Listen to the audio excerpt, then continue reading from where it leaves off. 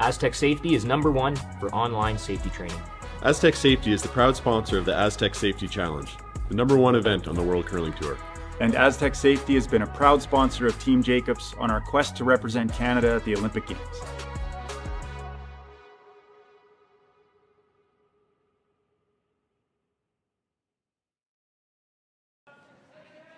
A very pleasant good day, curling fans, and welcome to the Martensville Curling Club.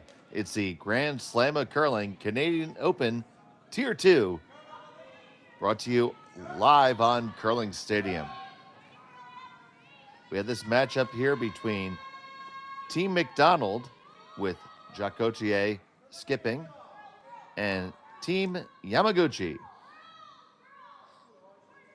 Now, Team Gauthier is at 1-2 right now. You see them here throwing the yellow stones. It is Yamaguchi with the red stones. Yamaguchi has the hammer here in end number 1. Thank you for joining us here on Curling Stadium. My name is Dave Schmel. Kaylee is our producer, and we're happy to have you here with us this morning.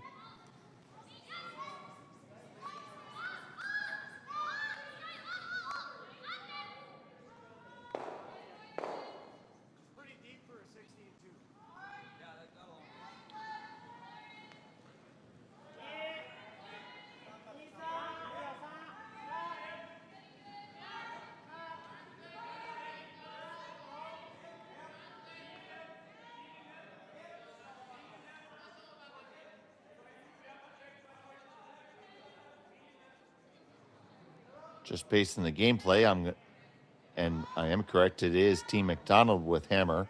So we'll flip that over in our graphic in just a moment.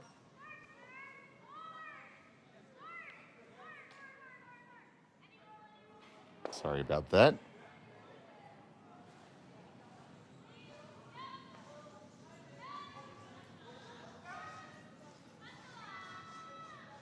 Here is Cameron Olfson.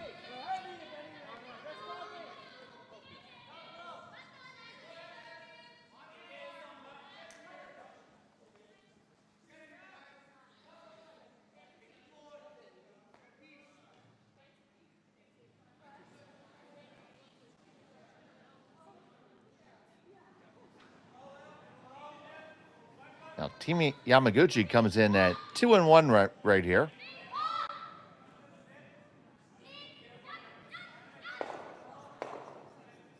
There are 5 teams in their pool tied up at 2-1. So this is likely a must-win for Team McDonald, sitting at 1-2.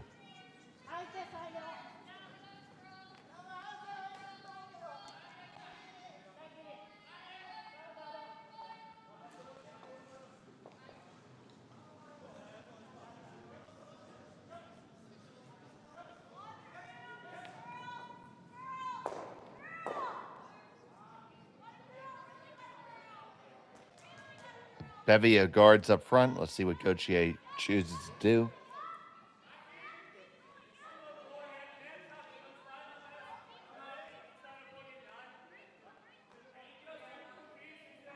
do. Gauthier, normally the third on this team. They do have a substitute. It is Jason Ginter, who generally plays with Evan Van Amsterdam, throwing the third stones. And is Elias Humanicki, who is handling the vice skip duties. This one gets a little tap and just going to nibble the rings in the full 12. Would expect Yamaguchi to draw through that port on the right side as we're looking. Or he could throw this double. Settles back in the draw. That was certainly my first instinct.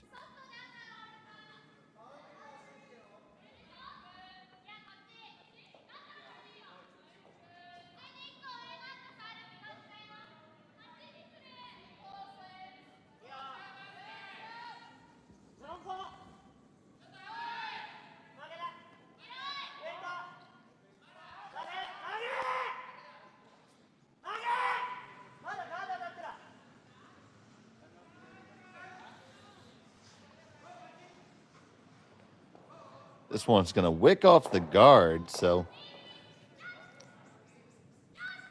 both teams not really dialed in on the weight right now. Is the first draw of the day.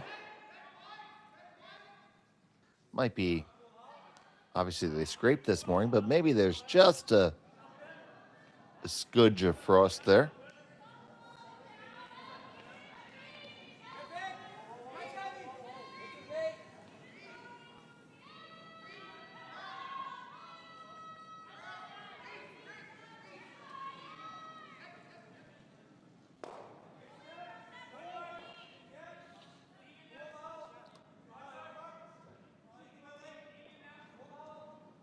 Takes out that stone, so Yamaguchi is going to come back. Throwing the third rocks here.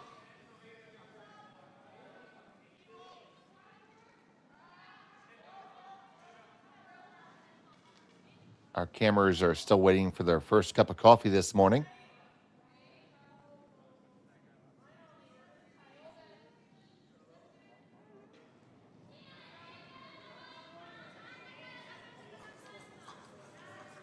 So, Yamaguchi, Tsuyoshi. Ooh, misses the double. That over curled, and that's going to be a big opportunity for Gauthier.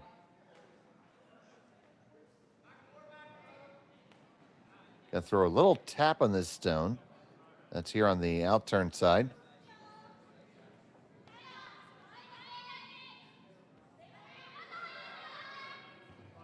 This is the substitute, Jason Ginter.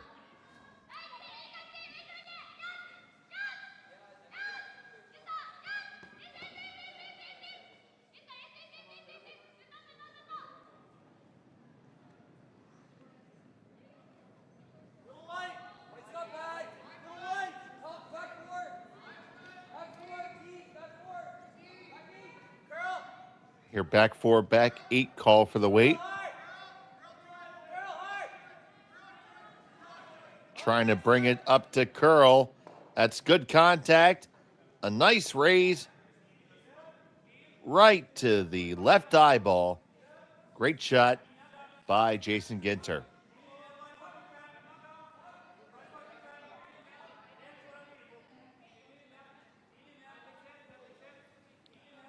So now if you're Yamaguchi, little tough. None of yours are really going to rattle in there too well. You can play the right red that's near the house onto the next one and get rid of one of the yellows. There's a chance that your stone starts to spill in towards the button. More likely it's just going to sit right there.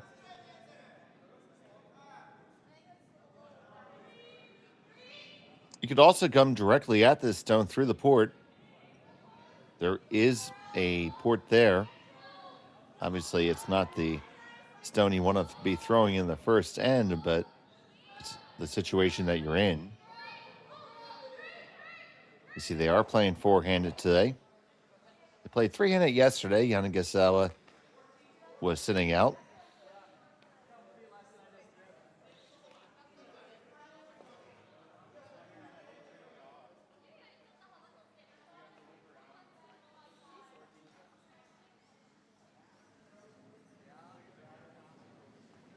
So here's the last from Yamaguchi.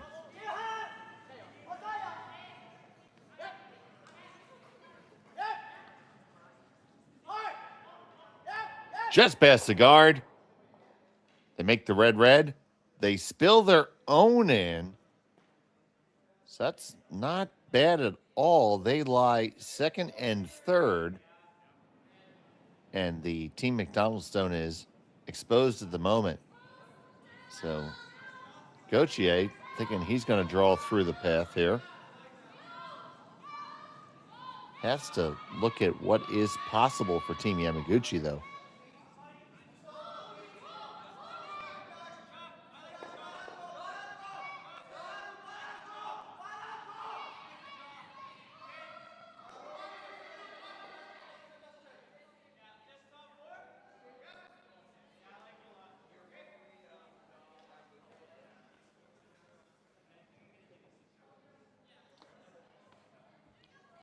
So here's Ginter.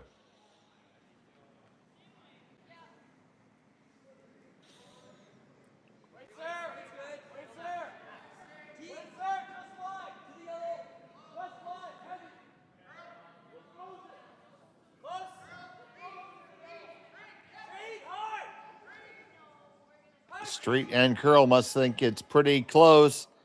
Is it going to get through the port? Yes, it does all day. And how deep? It comes right to the back of the button. I would think that leaves a double takeout there. Also, at the same time, you could follow that down, and I don't know what you do about it. I think that's what they're going to do. You follow this down, it's going to be really, really tough to be removed.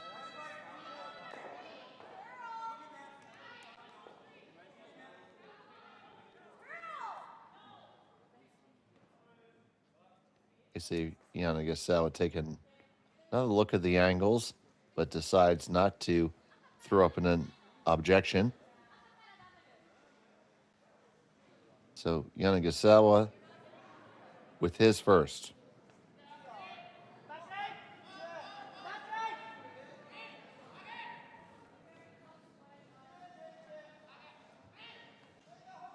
Trying that long carve method. Now just the regular. This does need to come over a little bit.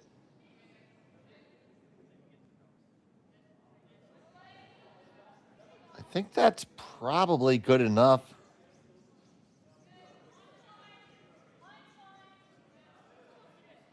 Lai second shot, 2 and 3. Sorry. Yeah, second shot, 1 and 3 belongs to Team McDonald. But no really easy way to remove that red. So Gauthier is just going to come on down and try to get an angle on it.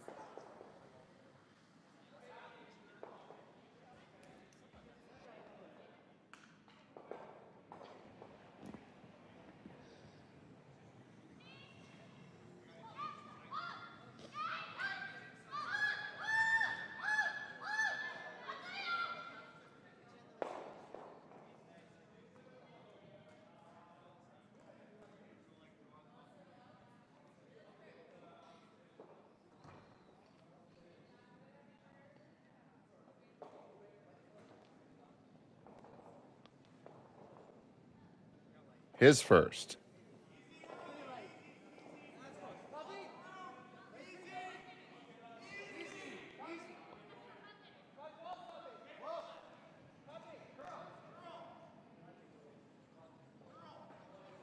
Now just trying to work it over on the curl side.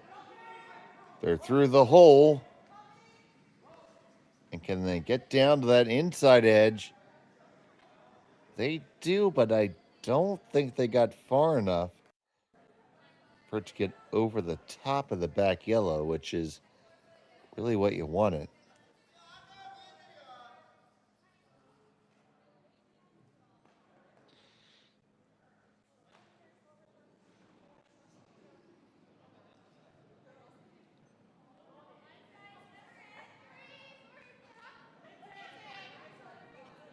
You see Yamaguchi thinking the wide draw on the in turn might be able to get there, and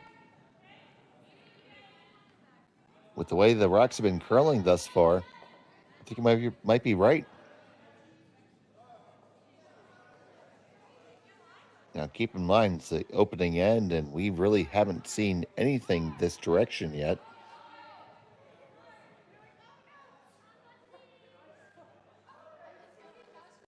Expecting a lot of curl. You see the broom all the way out at the edge of the 12-foot.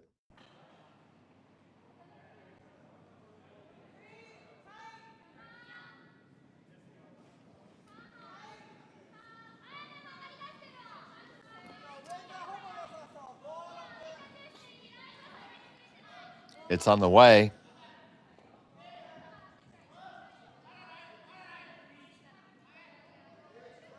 It's past the guard. Now it has to get there. make that turn and get all the way down. Just a little too wide. So it's still shot stone for Gauthier and Team McDonald. Oh boy. Just see what Gauthier referenced there. He is looking at raising that, his yellow, which is above the H and U in Churchill, onto the yellow in the rings, doubling off the two Yamaguchi stones and making 4.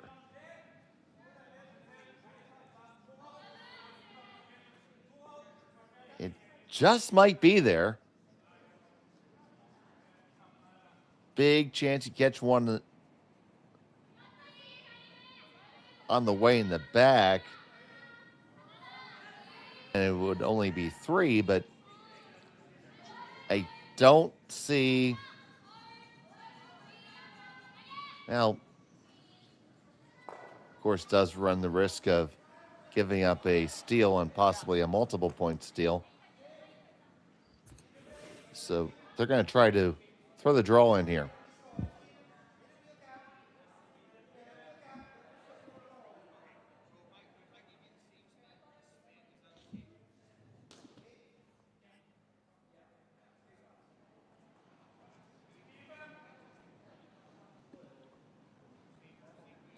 So here's Gauthier with the final stone of the opening end.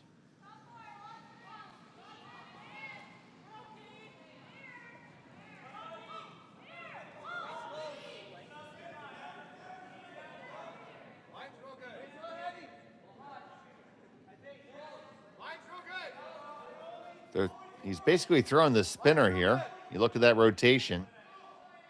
Spinning like a top. You need to get past the guard. They do. Does it have enough weight left? It doesn't. It'll be a single point for Team McDonald. Yamaguchi has a hammer when we return after this on Curling Stadium. Brett, come on, man. I know Aztec's #1 for online safety training, but we really should be out here practicing. I know, guys. I'll be right there. Just let me finish this course on gas detection. Wait. Do you smell that?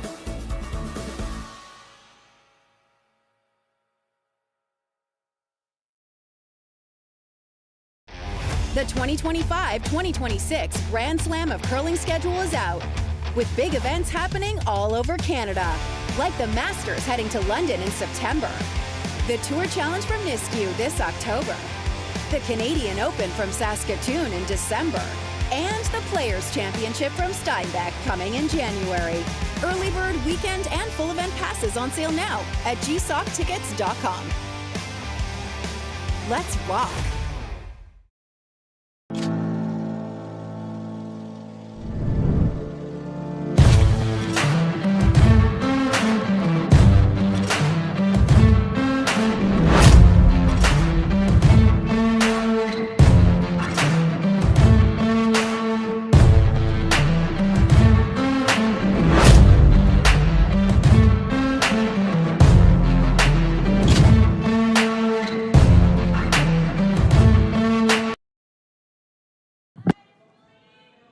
And welcome back to Martensville. It's the Grand Slam of Curling, Canadian Open Tier 2.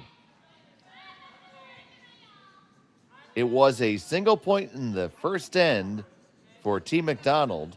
They lead by 1-0, and Yamaguchi has the hammer here in end number 2. Thanks again so much for joining us here on Curling Stadium. I'm Dave Schmel. I'm joined by my producer, Rachel Jakes. And on the cameras is Kaylee.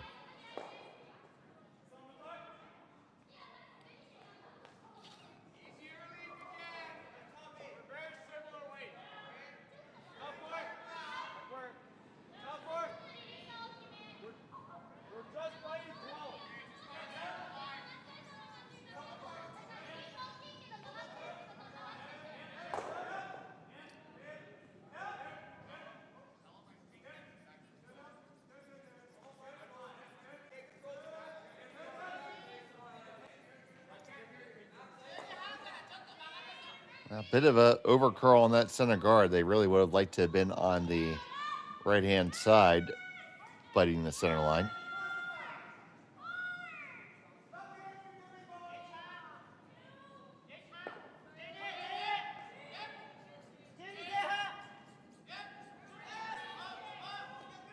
Got to work hard to get around this one.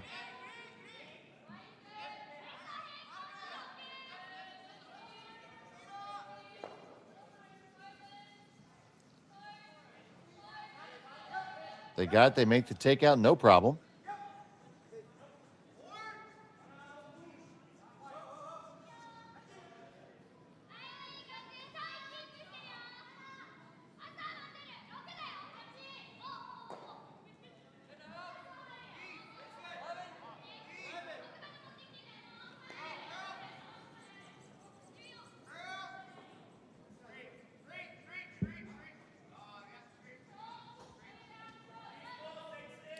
And we're trading hits right now. Now, since we're trading hits, I feel like it's germane to the conversation to bring up the fact that only one blank per team per game is allowed.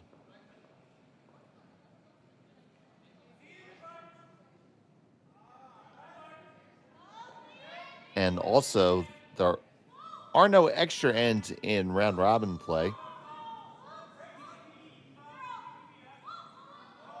A tie after 8 would be decided by a skip rock.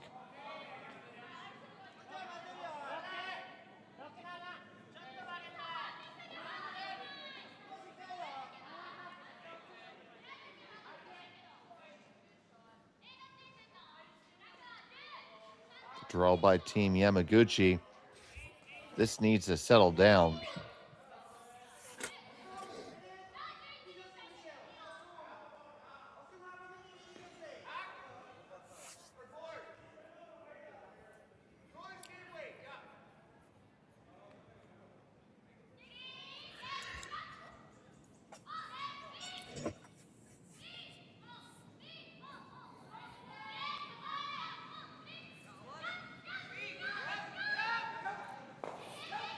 So, Humaneki coming way around the outside, and he makes that shot. You need new material. I got to do it once a day, Sean. And now, here I am. Thank you for joining us, the one and only, the Sultan of the Sheets, the Prince of Pebble, Sean Joyce. I had asked you to spend time going through the draw to figure out who had 3 points a game and who had 2. And it sounds like instead of that, you spent time trying to figure out different things to call me. I have a list already made. That's there. That one had to come up just a skosh later.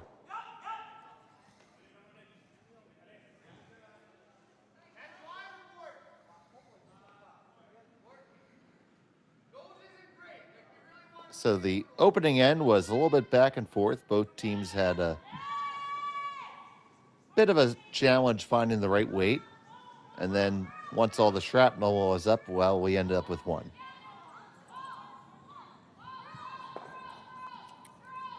You're all caught up.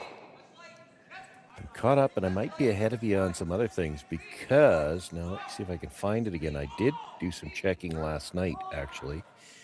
And see, I'm used to using the curling zone page, but there is a way to get to the standings directly through the Grand Slams website. And when you do that, they have the point standings on there. They weren't up to date yet last night when I looked. So let's just see if I can find it this morning. So of note, today Team Yamaguchi is playing with all 4.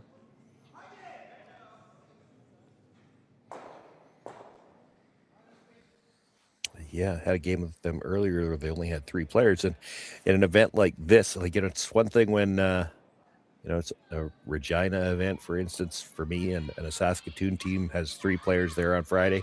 That 4th player might get there. That's a little bit longer commute here for for the Yamaguchi team. So you have to figure he was here all along. Maybe a little under the weather. I understand he played the first game. Okay.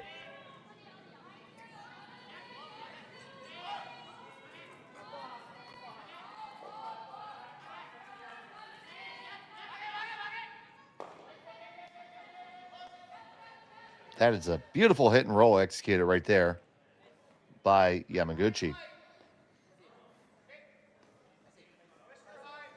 It's going to make Gauthier play the straight run here.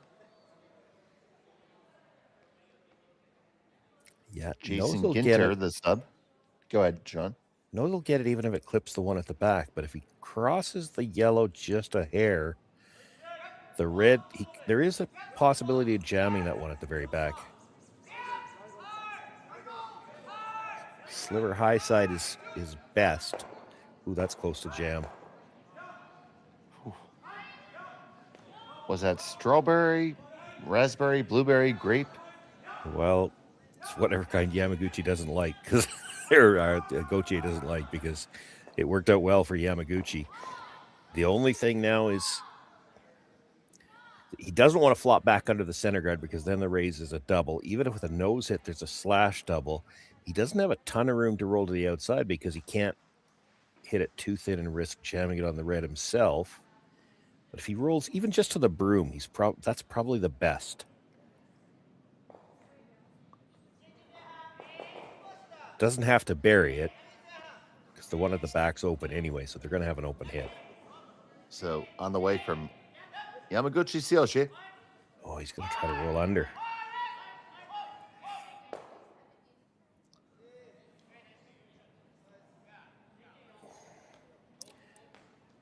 The scary thing about that is you force him to play the run, and if he makes it, he's probably killing both of them. I mean, it's unlikely he's going to miss both of them altogether.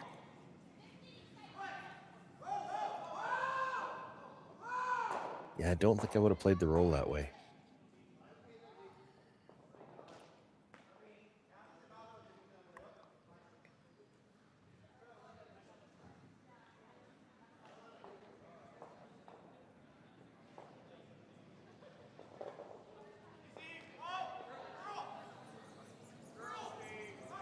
Trying to walk it over. They have contact assured.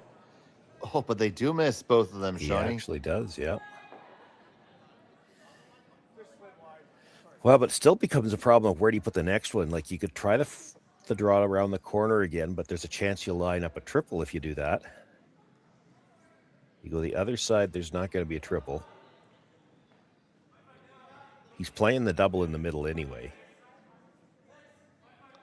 Yeah, Yanagasawa, I think, just brought that very point up, Sean.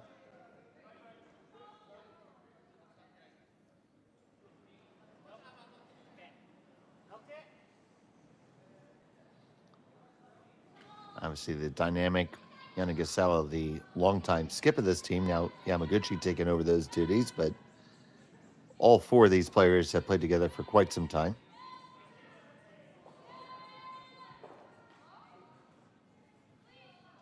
Certainly a level of mutual respect. Kind of what we have, Sean.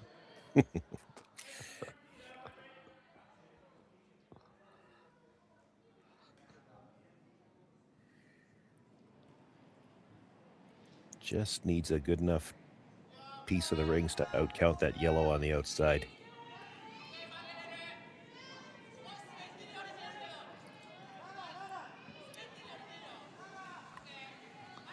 This has to turn.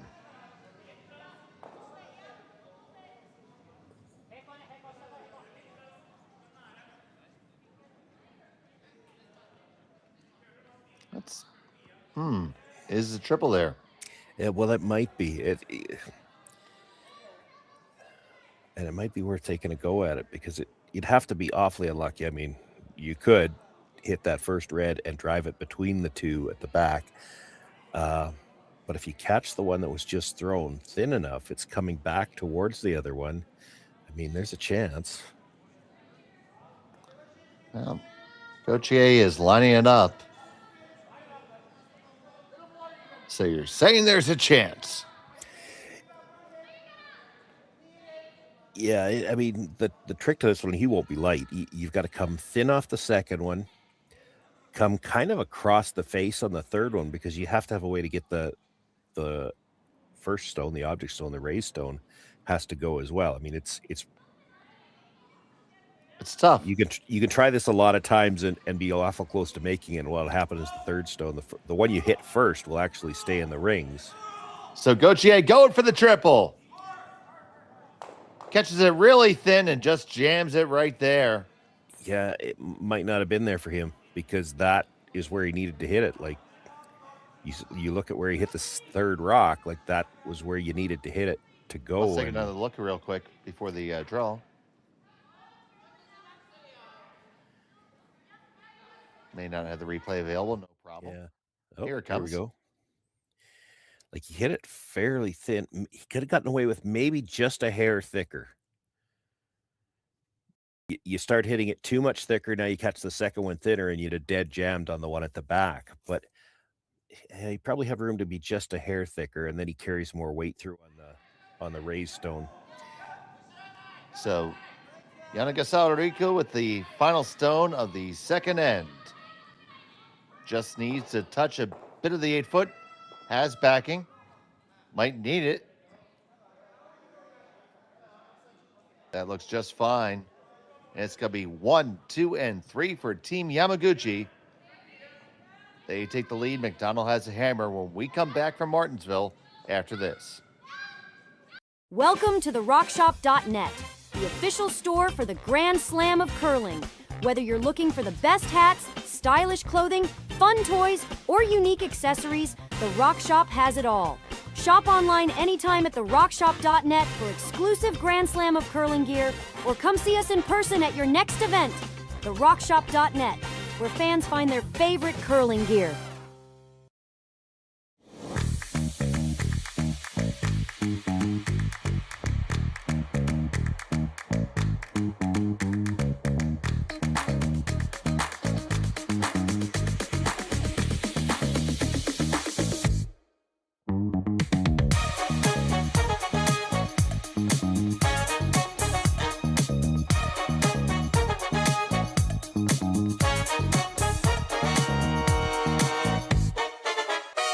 Developed over a decade in collaboration with the finest ice makers this side of the Atlantic, the Pebblehead PB5 is nothing short of a triumph of sophistication and craftsmanship. Weighing less than half its lumbering copper predecessors, yet boasting tenfold their durability, the PB5 delivers perfect, consistent ice, time after time. The PB5 by Pebbleheads.com, the apex of ice-making ingenuity for the roaring game of curling. And we're back in Martensville. It's the Grand Slam of Curling Canadian Open Tier 2 on Curling Stadium. Thank you so much for joining us. Arigato gozaimasu. We are very happy to have you here with us. Dave Schmel, Sean Joyce, and Rachel Jakes on the production. Honored to have you here with us. And it was a big score, 3 for Yamaguchi in the second, Sean. Yeah, very patient. Same thing that we saw last night, ignoring some stones, trying to get one established around the corner. And once he got the first one, it kind of got a couple of bonuses after that. One missed run back where you'd expect, certainly with the weight that Jock throws, and as often as they throw those, you expect them to make contact with one of the stones anyway. Well, actually, you could go back the one before that where they dead jammed it, made the run back, but then jammed it on the stone at the back. It's just 3 shots in a row, really. Gauthier didn't get... well, if there weren't 2 kinds of luck, he wouldn't have had any. Let's put it that way.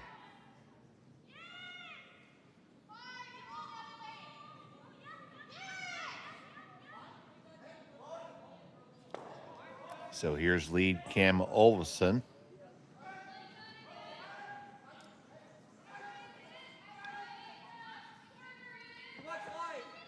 The heater is in operation in the ice shed here in Martensville.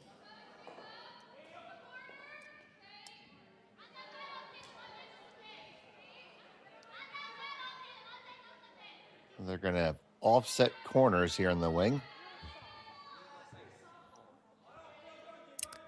Yeah, that's a bit of an unusual offset on the corner. Usually you see them staggered more the other way.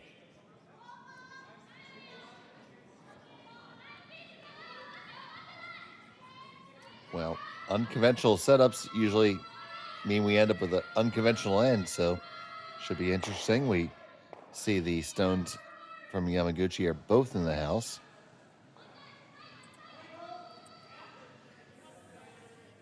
Expecting a high guard here.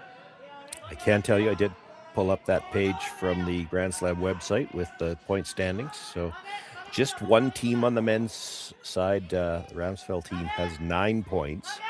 Looks to be that there are already 7 teams with 6 points. So, and one of those being Yamaguchi. So for McDonald, the McDonald team sitting at 3 points right now, they have to win this game outright to even potentially put themselves into a tiebreaker situation. They can't look to the extra end or the skip extra draw shot.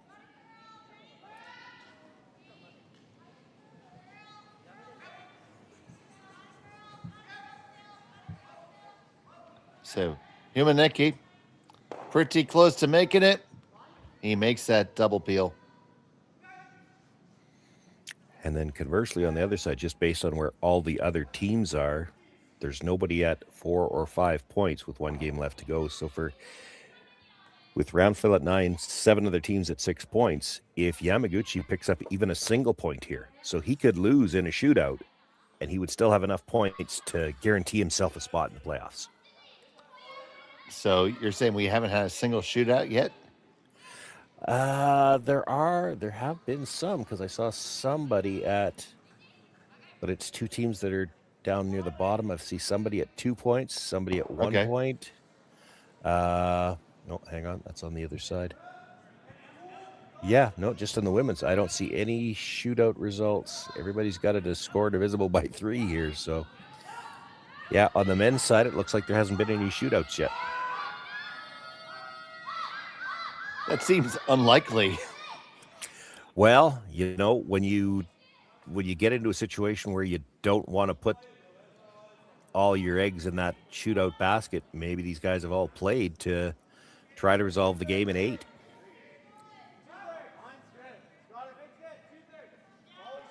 I know there was a lot of discussion about moving to the shootout and the pluses and minuses, and just some proof in the pudding just by what we're seeing here. Not really coming to play, maybe stimulating more action. Who knows? Yeah, it could be. That guard's better placed. It's hard to go after the tight one now. I mean, you can get it, but this is more of a finesse shot now. Yeah. So many folks were saying, moving to the shootout is going to cheapen the game, so to speak. But I don't know. I haven't decided yet, Sean. I don't mind it. I take the other approach. Like, there used to be tiebreaker games played in the Briar and the Scotties. The Slams have done it some, but tiebreaker games are a scheduling nightmare. However, I think I want to be careful how I phrase this. I prefer them as a way to break ties rather than using the cumulative last stone draw score.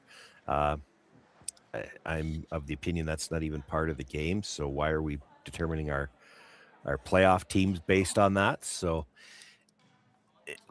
by doing this type of a system, you're going to have fewer ties. And the other side of it is also, if you're not going to play games to break ties after the round robin, then why do you need to break ties in the round robin anyway? So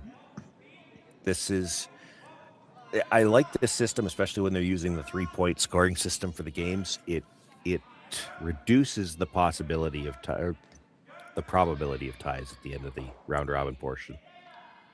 And if it does, it makes it like 1 tie. Yeah, and the fewer games the fewer playoff positions that you have determined by that cumulative last stone draw, in my opinion, the better. It does also mean you've got it in your own hands. I mean, if you need to win outright, you just have to play 6, 7, and 8 a little different. You can't afford to go into the shootout because you need the extra point. Well, at least that's in your own control.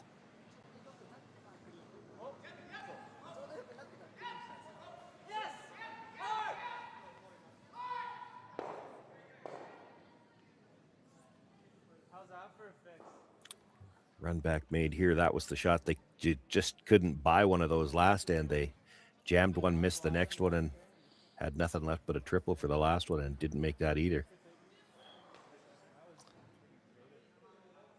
And Jason Ginter is just trying to screw me up intentionally, Sean. That's not Now hard. Thank you, sir. Because he has the white jersey on today. Whereas it was Olofsson wearing the odd colored jersey yesterday. Ah, okay. I haven't. This is my first time seeing these guys this weekend. And I had assumed yesterday that, you know, a lot of times when the spare comes in or a sub, they're going to end up with the odd jersey. Well, I end up being the rostered player with the odd jersey, and that screwed me up. And of course, Connor was laughing at me, but it's Connor's fault. They're still in the same realm, at least. The game yesterday we did with two women's teams that both had black jackets with royal blue trim. That was that's where I start to think, okay, it's time for home and away jerseys with all these colors.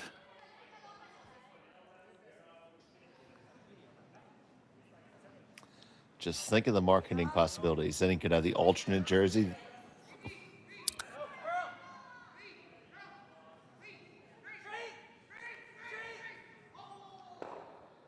On the run back, they make it, they stick it, halfway undercover. Yeah, that's still pretty good, though. They've got last rock here. It's hard to make a play on that and stay. Well, if you roll out, even if you roll to the outside, and they're going to play the run. So Jacques Gauthier probably already sitting back there thinking about where are we going to draw, because he knows his next shot is a draw to try to pick up the deuce here.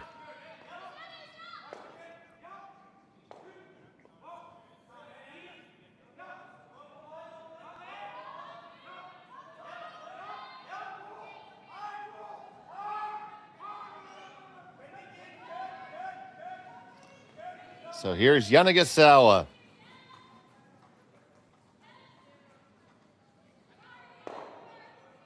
And he runs it right on by.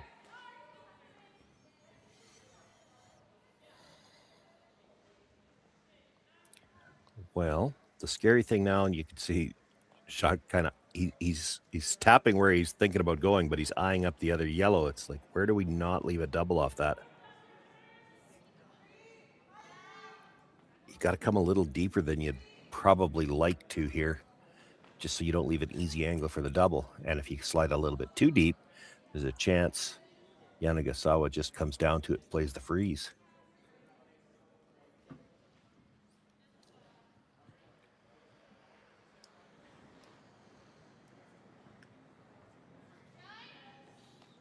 Just full 8 buried at the top probably leaves a double.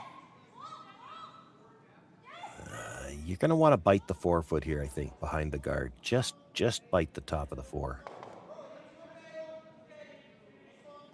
He's still likely going to try the double, but it makes it really thin.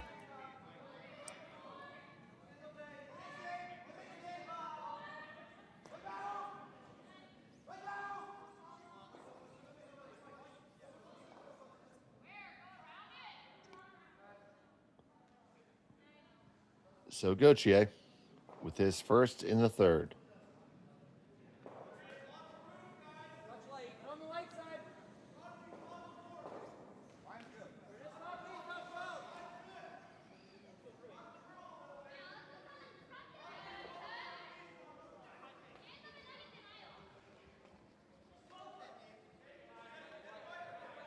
This is not going to be deep enough.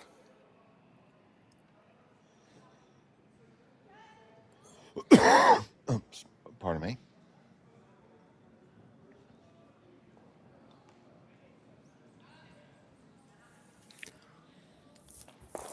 So Well, this Obviously gets take the interesting. double on, yeah, right. Leaves the double and probably forces the blank.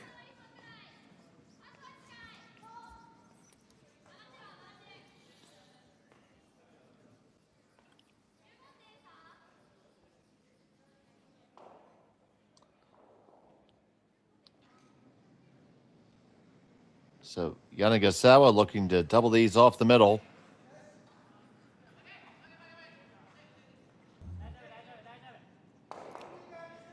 Bang, bang, away they go.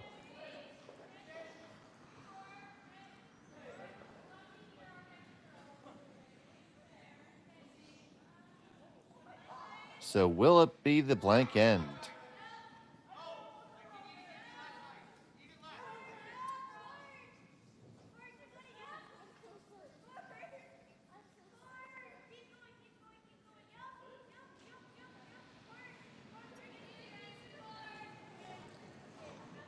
Final stone of the third. Well, you usually don't stick around with this kind of weight, and you won't. The blank goes in the books. Team McDonald with Jacques Gauthier will have the hammer when we come back. Hey Mark, you ready for this game tonight? Yeah, I'm excited, man. Cupsy, what are you doing over there? Don't worry, boys. Was just on AztecSafety.com, took a fire extinguisher safety course. Paul, I'm putting out the fires from now on. Woo!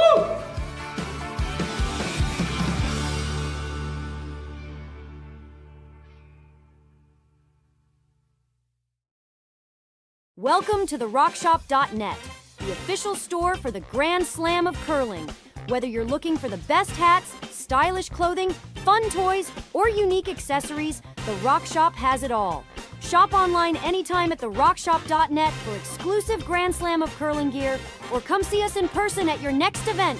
The RockShop.net, where fans find their favorite curling gear. Who knew after 20 years in real estate I'd have to make silly videos for Instagram and come out behind a tree? Stu, we need to do this stuff. Why can't I just door knock into open houses like I did in the old days? That doesn't work anymore. Okay, so it's because I'm sitting here behind a tree. Come use us for real estate.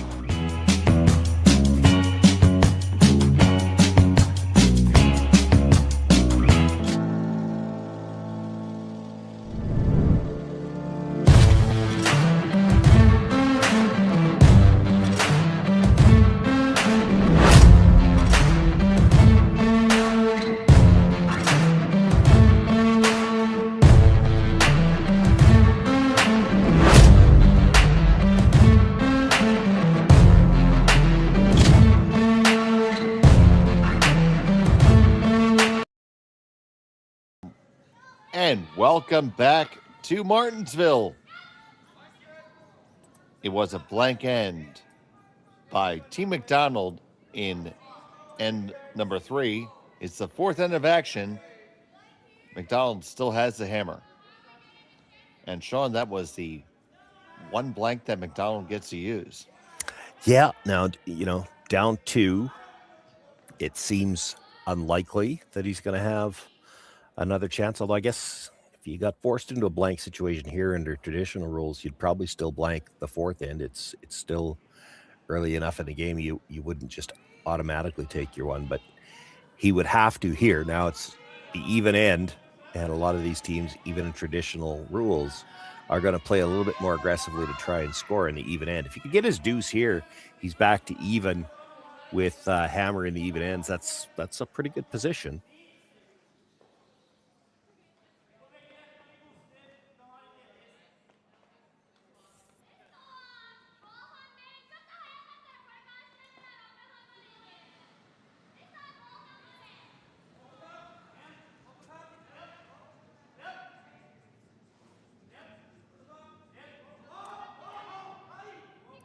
So they are going to play the split corners.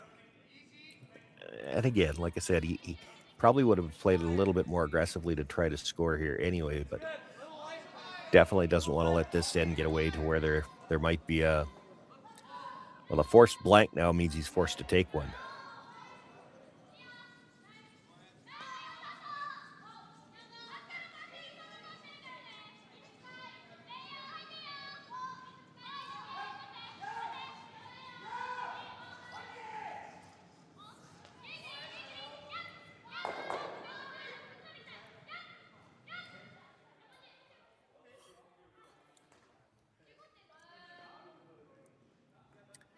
So Yamaguchi now will call for the center guard, and then Gochi has to make a decision how he wants to address the middle. He's going to have to deal with these rocks in the middle, but you run into issues with, especially with the men's game, how well these teams can remove stones. So if you just start playing a triple, like you could play the run, try to get all of them, you might see Yamaguchi start peeling your corner guards. And it's pretty well lined up. It's hard to do anything but play the run, though. Yeah. If he'd left you a piece, right? Yeah, if he'd left you a piece, you might have played the chase and try to push it back, but like they've got that guard is absolutely dead lined up to the stone on the top of the 8-foot. Just trying the run, and I think important here to try to keep the shooter in play somewhere too.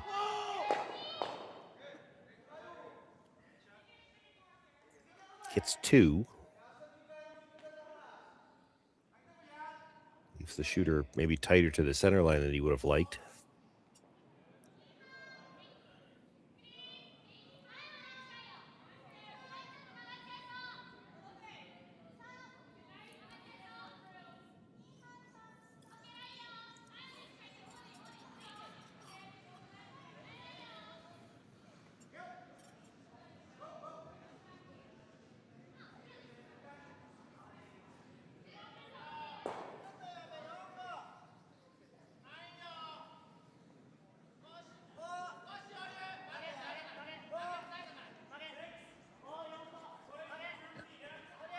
I'm pretty sure the last event that we saw Yamamoto curl in, he was wearing a Dodgers hat the whole time.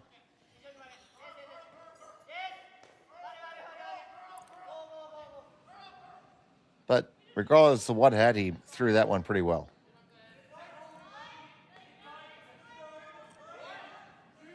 Yeah, they got that a nice stagger. That's that Christmas tree we talked about. It's hard for Gauthier to play either one on the nose. But he'd like to get some rocks in the ring. So rather than play the run back this time, he's got the hit and roll.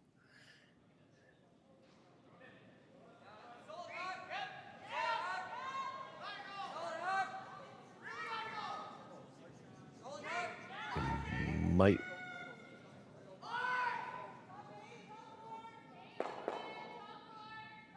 Just passed. You'd almost have to see the replay to see that, but I think Gauthier gave up. I think you take a look as the camera view switches, and they made a decision early. Like you've got to, when he's tight on this, you got to decide: are we still playing the shot, or are we going to try to take the guard? They called the brush on. They're going to try to get it by, but watch Gauthier's head come up well before the guard. He thought it was on the guard.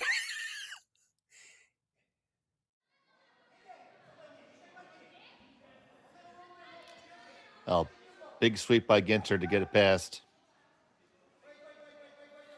Yeah, that's funny.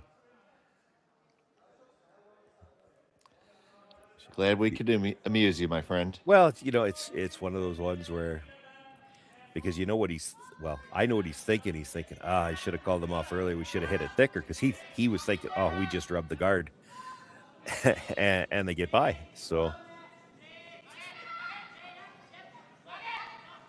Looking for this one to curl over a little bit. Now the roll, probably take the big roll now.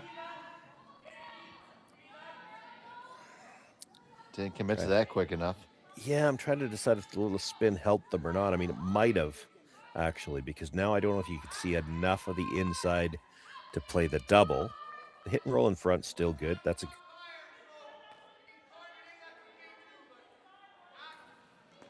trying to hear him, but there's just too many voices out there. It's if you could make the double, you're going to stick dead buried, but it's really thin for the double. The hit and roll right on top is still a really good shot.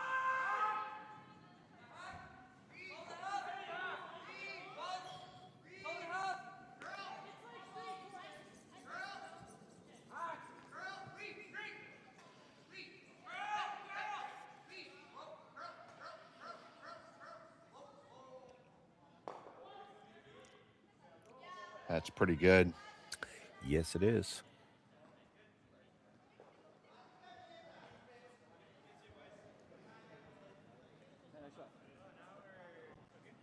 Yeah, probably forces Yamaguchi to come right in, too.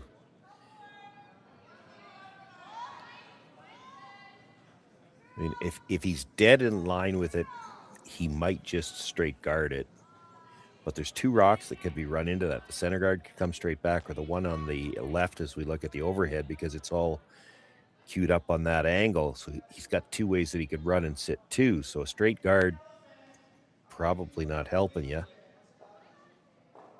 Even with this, you'd love to move it enough to break up the freeze, but you don't want to move it so much that the red's not shot rock anymore. So you're playing with a very precise amount of weight here.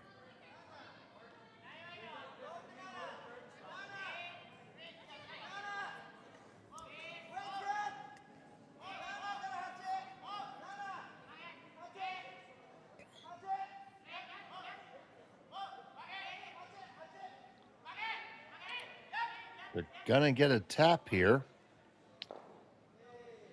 Oh, that's really good. Like left the red-yellow angle to go past, which is what you're looking for. Still left his red as shot rock.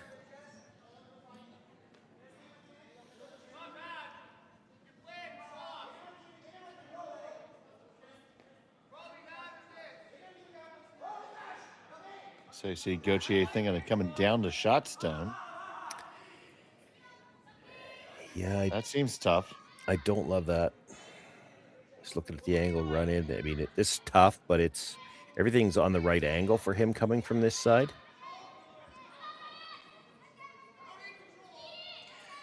The only other shot I see, and I don't love it either, is you'd have to play a heavy draw, come down, just sliver the edge of your own stone, try to move it back to the freeze position, and then you're playing it like a split. So get your shooter over into the edge of the 8-foot somewhere at the back of the 12, just so there's no in-off, and you're still hoping for some kind of double opportunity later if you're going to bring that stone into play. It's all so tough. This is the best result. It's just, there's a lot of distance between those on an angle. There's two options, though, too. Like, you could put this onto the red and at least break the angle that's there. Might even catch the second red doing that. Or if he misses the red, he's putting the yellow onto the shot stone. Ginter on the angle raise. Olsen trying to carve it in. It's got to be close. Contact to the top one. Oh, they just catch theirs in the way by. But it will still make the redstone leave the rings. Yeah, that's still good. I mean, he had some leeway onto how he could hit that and get a good result. He's got two yellows in there. The one at the top of the 8-foot is buried. The redstone back button now is exposed. So do you like drawing in, guarding, run double? Guard's tough because he's got another same type of run back on the other side. He's even got the straight back, unless you overlap the guards. It seemed like the corner freeze there.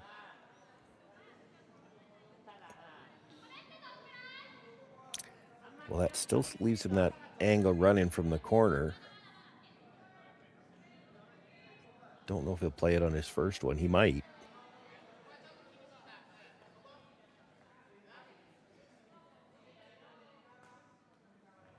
Well, you do that, and assuming it's made, then this guard would leave you guarding the third three. Yeah. Yes, I know, exactly. Whew. There is a strong case to be made for that. Hit the stone at the back of the 4-foot, just hit and roll and sit two. That seems the most risk-free, honestly, of the options. It limits the potential damage as well. This is a great shot if you make it and the next guy misses.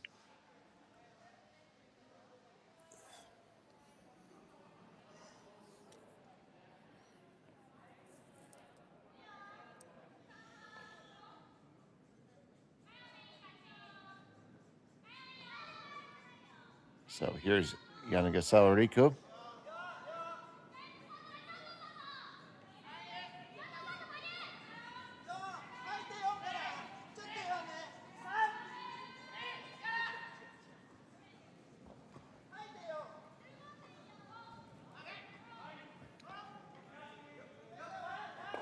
Line's pretty good, just a little bit light. Well, just needs to curl, though. If he doesn't overlap the yellow, he's going to leave a double. Oh, boy.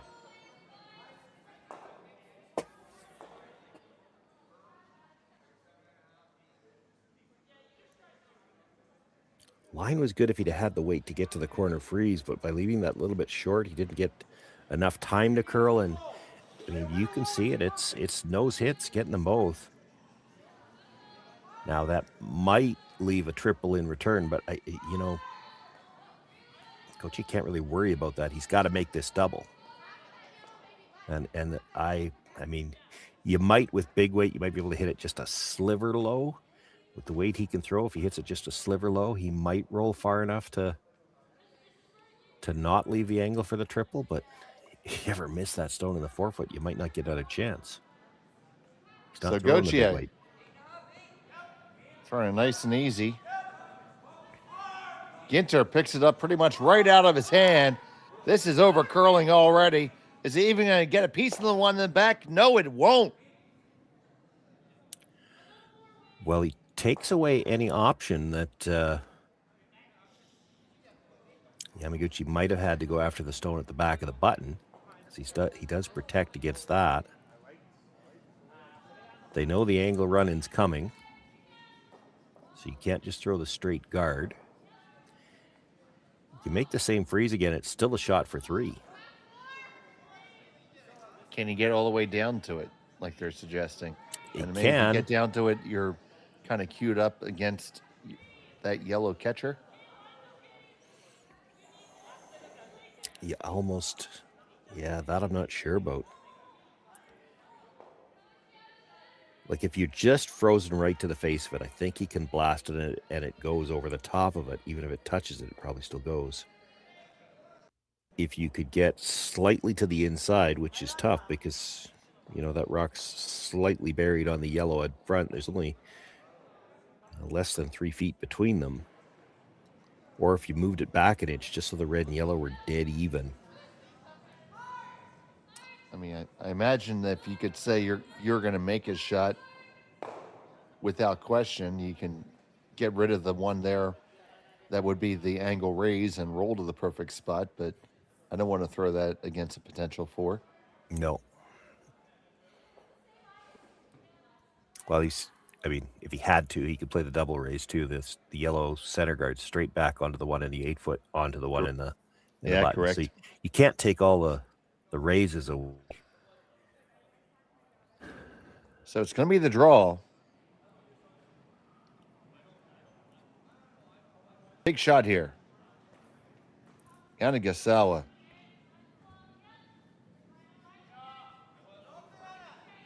With their team's final stone of the 4th.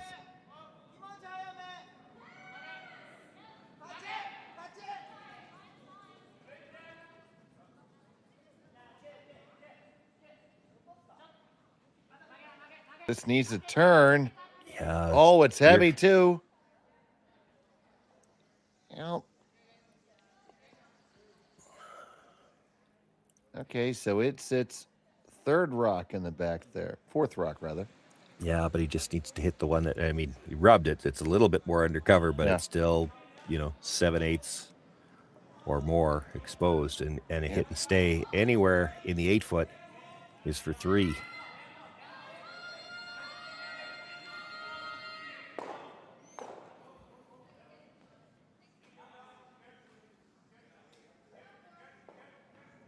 On a study of how quickly an end can turn,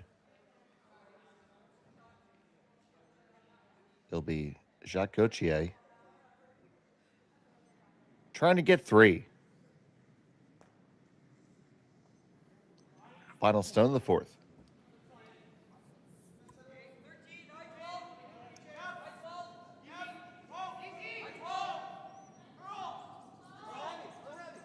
On the curl side. Looks like it's going to track in enough. Will it? Will it? It will. And that's 1, 2, 3 for Team McDonald. They have a 4-3 lead. After 4, we'll be back on Curling Stadium. Imagine being able to stream every curling game from every sheet from any event, be it your Wednesday league game, bonspiel, or corporate event. Curling Stadium offers an all-inclusive streaming solution featuring high-quality cameras, ease of use, great reliability, and minimal installation. Offering your sponsors customizable ad space on your streamed curling games and being able to sell video packages to your corporate events for increased revenue. With Curling Stadium, you can stream to any device, be it your mobile phone, tablet, or computer. Push the feed to your desired platform, be it Facebook, YouTube, or any other social media. Curling Stadium is simply the way forward. Where it's commonplace in other sports to televise every game, we want to do the same. Curling is a global sport, and it's time it gets the coverage it needs. Make your curling club the next Curling Stadium. Hey Ben, what's the Aztec Safety online e-learning website again? Yeah, that would be aztecsafety.com. Fire extinguisher and firefighting, we'll send that one to Paul. Ah, now here's a course I should probably take. Conflict resolution. Power line safety. Yeah, I thought it might help me with my line calls. Did you know this Aztec website has over 100 safety courses? Jeez. Aztec Safety online course. Ground disturbance. Could have used that a few seconds ago.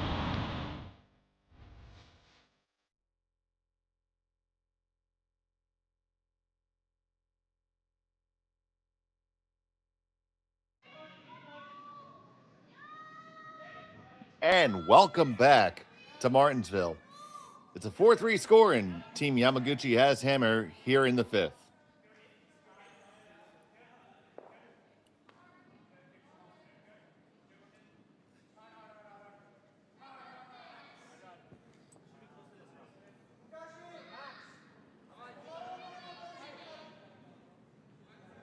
So we were talking some in the break that, now that Team McDonald has the lead, they can't blank anymore, Sean. No, they can't. Now, it's not under their control just yet, but I mean, if they can get a force here, they would be in a situation where, tied up with the hammer, you'd hate to get forced to a single, but you don't have the option to blank.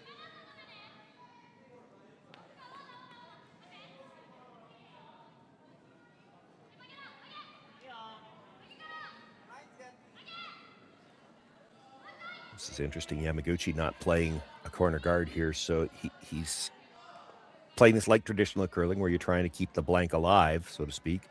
Play the come round. If he gets the chance to blank, he'd love to have hammer in the even ends. And again, it's getting late enough in the game that in a tight game, you might not ever want to blank again.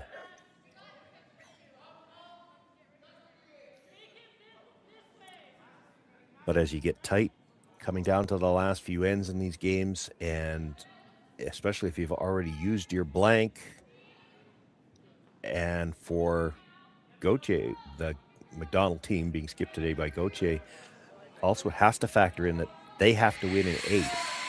They can't go to the shootout. If they go to the shootout, they're eliminated from possibly making the playoffs.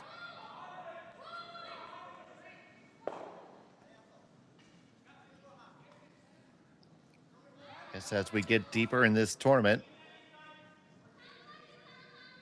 scenarios start to get more and more interesting for sure. Yeah, and just because the format's a little different than what they're used to, they're going to have to think. You go to a normal bonspiel where you've played the same format over and over and over again, all the scenarios are kind of automatic to you. You've gone through them all enough times that you know what you have to do and when you're going to do it, so to speak. It's a little different here in that they haven't done this a lot with this playoff format. And it's just, whether you win or lose the game isn't all there is to it here. You can't win in that shootout for Gauthier. He comes into this game with 3 points. You need 3 just to get into that potential tie situation. He can't go to a shootout. It's not just about winning the game. He's got to win it in 8.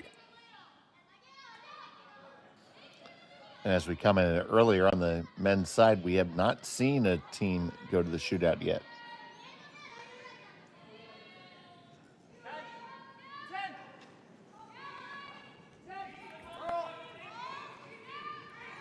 Yeah, technically, mathematically, nobody's even guaranteed. So if I totaled them up, I said there was at least 7 teams with 6 points. That's where it was sitting when I looked last night.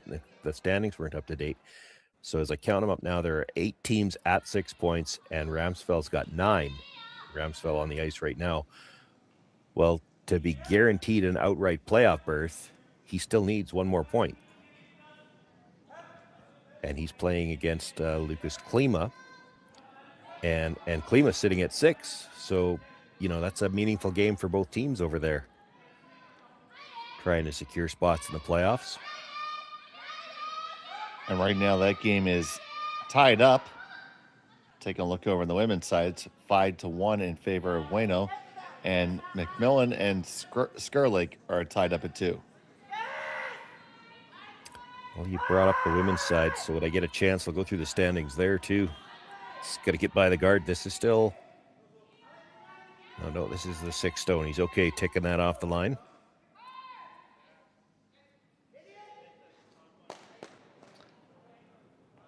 Does a nice job of coming onto the rings, too.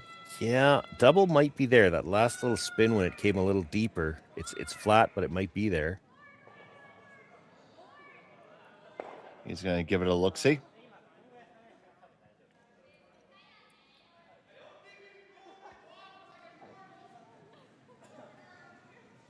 Asking the question. He wasn't really asking a question. What I heard was I don't think he can go off over the top playing normal. So what they're looking at is you make a run at the double, even if you just hit and roll over to it. If you hit the first one too thick, there's no chance you're going over the top. And if you hit it too thick, you're not going to roll out either.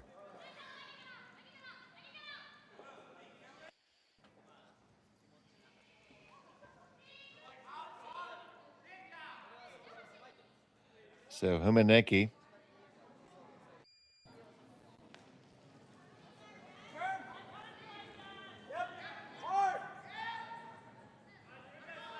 This is a real thick half. Close to 2/3.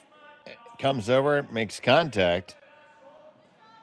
Yeah, it sits 2, though. That's important.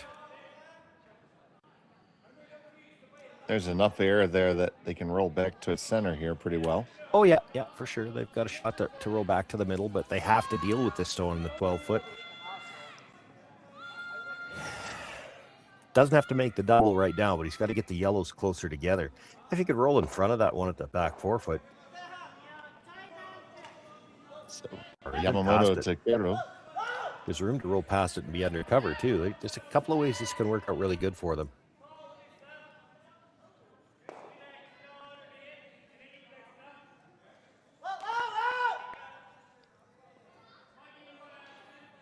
Ends up settling the back 4, back 8. Yeah, but it's buried.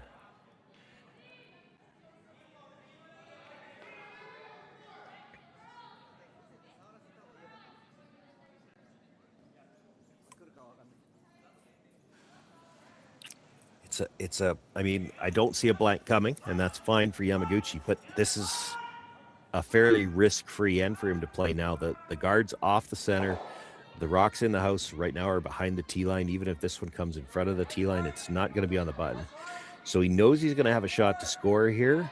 He's got one biter hanging around already. He's got a stone at the back of the 8-foot that they're not going to be able to get rid of on this one. Like, there's some shrapnel piling up to where he might have the opportunity here to pick up a big end.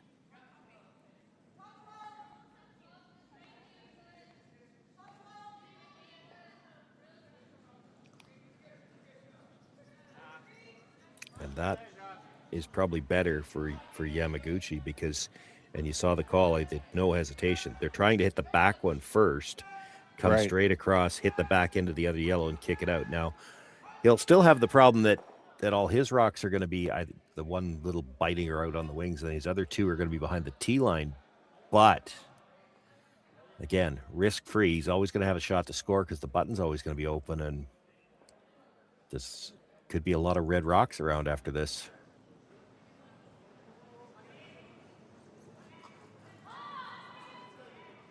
Oh, he might be too thick on the first one. This could be bad. Oh, he still nudged it. I thought he might get under it a Nudged piece. just a little bit, yeah. Puts it in front of the yellow, but it's better than it could have been. I thought he was going to end up just a corner in behind it and almost leave the yellow frozen in a pocket.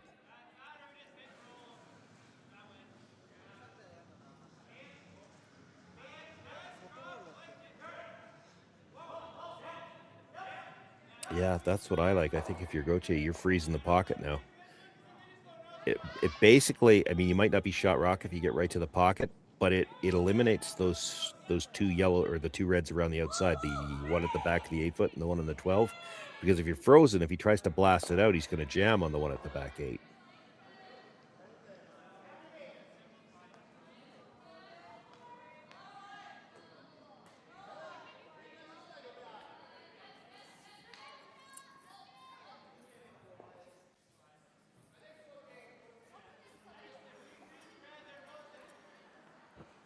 Problem with the hit, it's hard to roll far enough away to not leave the double back.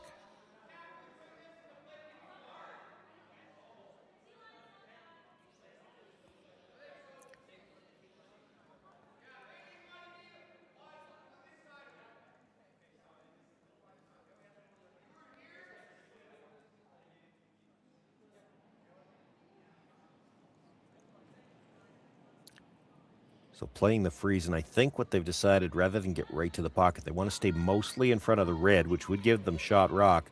Probably, if anything, just offset a little bit towards the pocket, though. I don't think you want to be offset to the outside.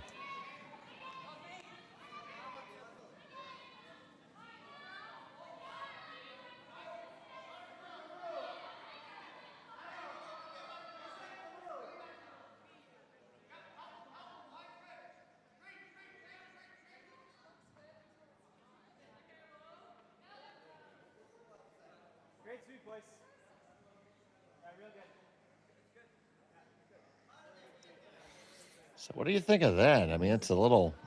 Well, it's a little short, but I mean, yeah. The line is perfect. Like, what? Yamaguchi and Yanagasawa looking at trying to take it out off the red. Well, that doesn't go. Like, any kind of smash on there, all you're going to do is kill two reds, and there's a chance you're leaving two yellows behind.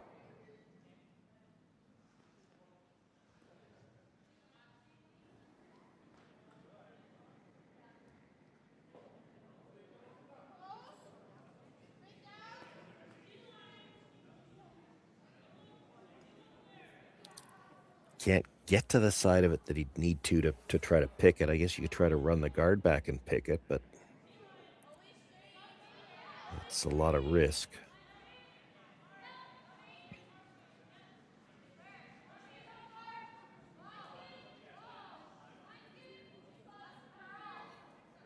The problem that stone has created, and yes, he's still got shot rock right now at the back of the button, but as I was talking earlier about he can play this end risk-free because he knows he's always got the button to score. Well, he doesn't have all the button anymore. Right. And if you try to run this back and you kill that stone off the button, you still don't have all the button, and now it's yellow that's shot rock. So it's not quite as, you know, the whole end's not as risk-free anymore.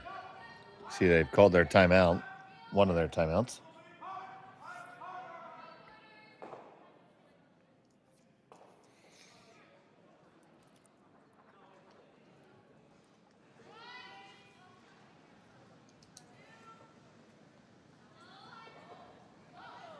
Both teams are afforded 2 timeouts in this format. Also playing on the clock, 30 minutes of thinking time each.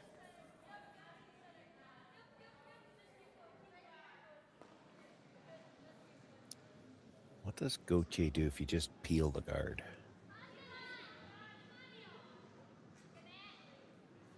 He can't guard both of them.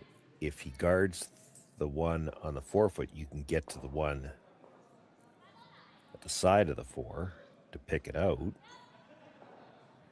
Looks like they gave some thought to the wide in turn. Yeah, you could probably get there with a freeze yourself. That might be worth thinking about. You're giving up on those other 2 red stones, but I think they're gone now anyway. Yeah. Seems like a very sensible option to me.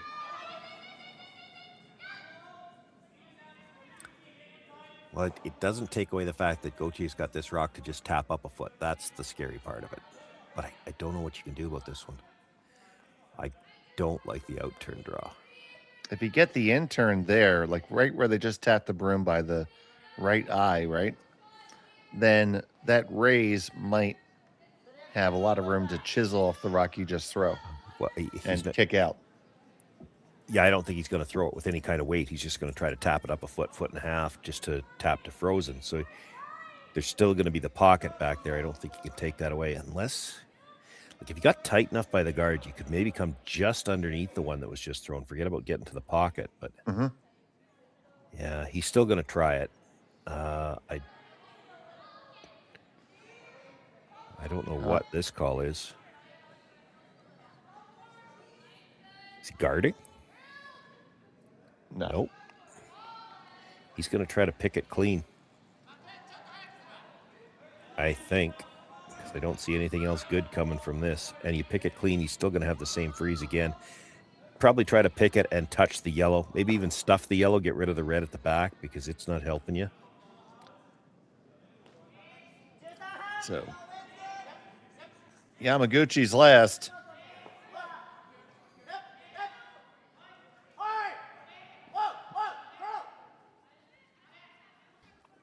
Trying to walk it over. They're going to get a piece. Yellow grab the other one, freeze it onto their own. I'm not sure why they were trying so hard to make that curl. Yeah, I don't think that helps too much. Thinner was better.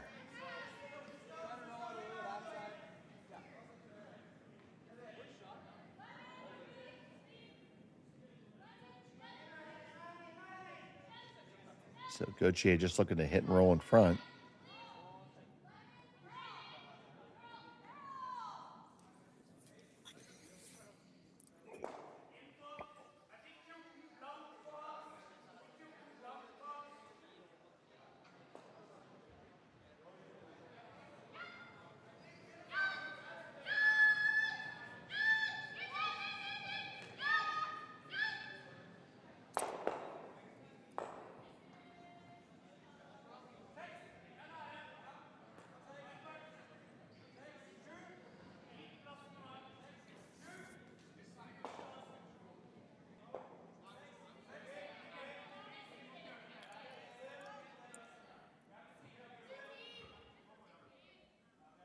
Perfect roll's probably dead in front of the yellow. You don't want to over-roll it at all because then I think Yamaguchi's kind of way out of jail now would be to freeze into that and wiggle the yellow over a little bit. Even if you stayed at the center line side of the yellow ever so slightly, Yamaguchi doesn't have much.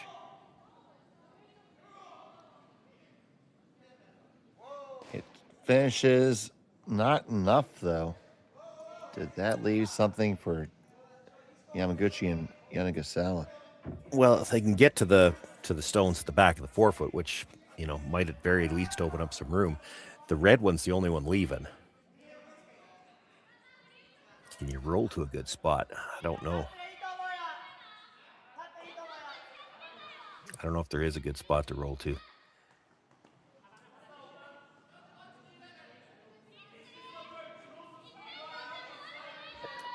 Looks like where he put the broom down originally, they're just going to try to wiggle a little bit. So if you don't think you can roll to a good spot, maybe try to stay in front of the yellow. Just reposition it enough so that your shot rock at least.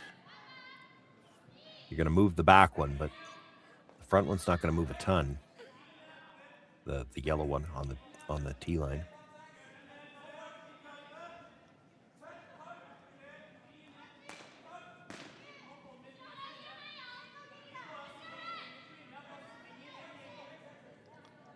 So here's Yanagasawa.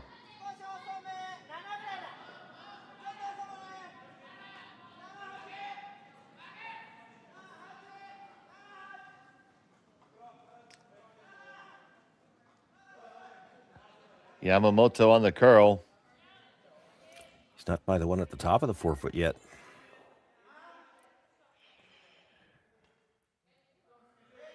Hmm. Well, it's interesting. That actually helped him because now he could Yes. come off the yellow for the double.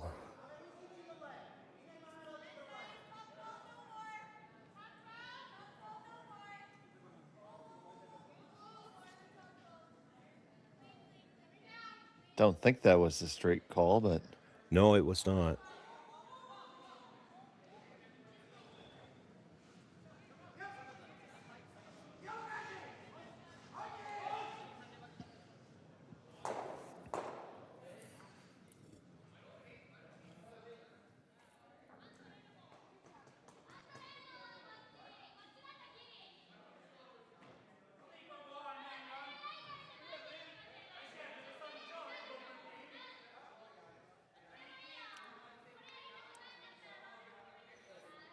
is there any benefit to just picking off the red in the back?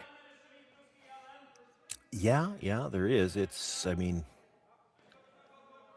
that's a bit of a tight port too.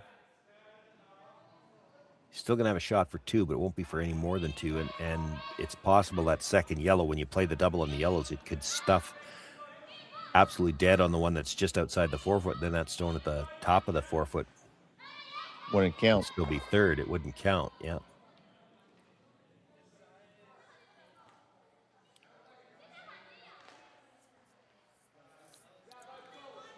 Looks like they're just maybe going to throw another one in. Oh, okay. There you go. Guard. They talked about the guard.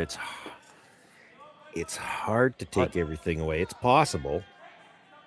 Because, I mean, if you're just a sliver too far, so if you're covering too much of the one that you just threw or that just rolled over there, you leave a port where you could try to pick that yellow out. If you over curl, he's still going to have the double.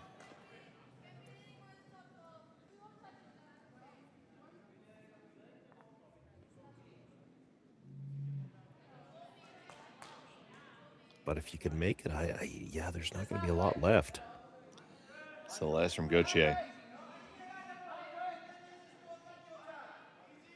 Looking for the perfect guard here.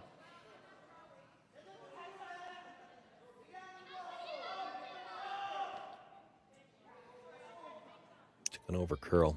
It's over curls. It's going to leave a shot for a few. Yeah, he can't throw it with big weight, but I mean, you can get there, and it's probably just for 2, especially with quiet weight, because it's going to jam on that yellow that's just outside the 4-foot, and it would need to spin a little bit to bring that one at the top of the 4 or put it onto the scoreboard. And I just don't think you can do that with quiet weight, but you can definitely make the shot for 2. You only have to move the second one a couple of inches, so you could throw this with back line if you wanted to. I'd say this is probably like 11 weight with this broom. It is really thin on the first one.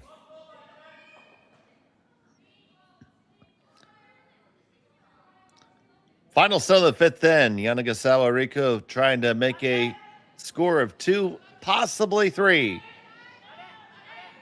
Needs to catch this top one really thin. Trying to push it over.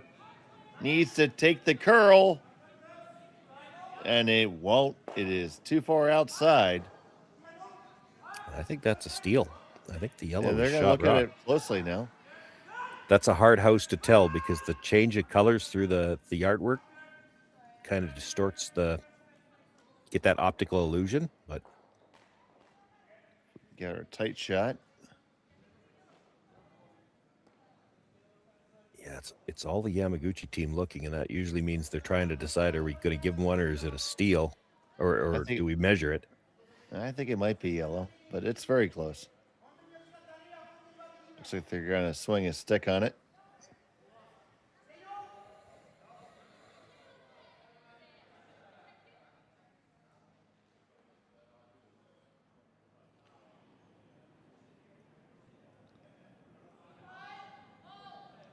So you see Homeneki with the measuring device.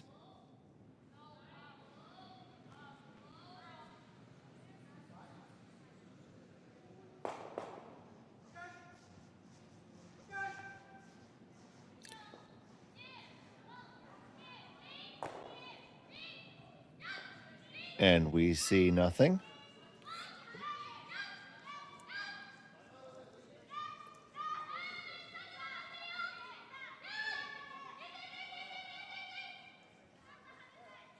Is indeed a steal of one. Team McDonald has a 2-stone lead as we go to 6. We'll be back after this. Brett, come on, man. I know Aztec's #1 for online safety training, but we really should be out here practicing. I know, guys. I'll be right there. Just let me finish this course on gas detection. Wait. Do you smell that?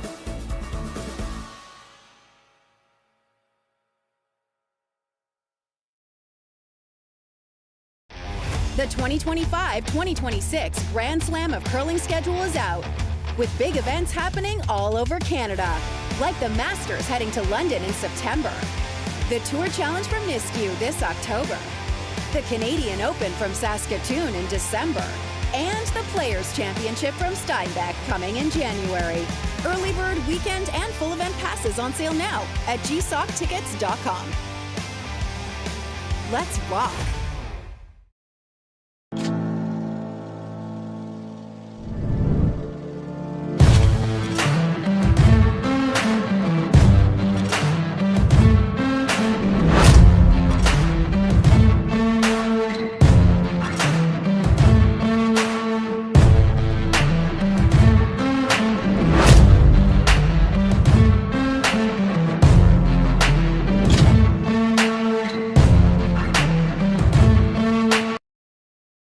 Both already done.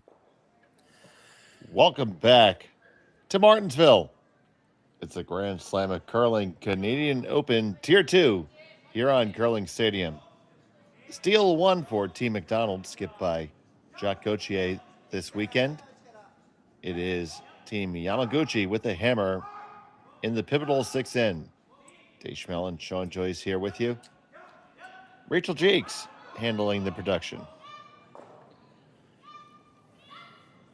A lot of stuff went on that last end, buddy. Yeah, a lot of stuff went on, and not able to get to that inside for the last one because he still had a shot for 2. And I'm just looking around here.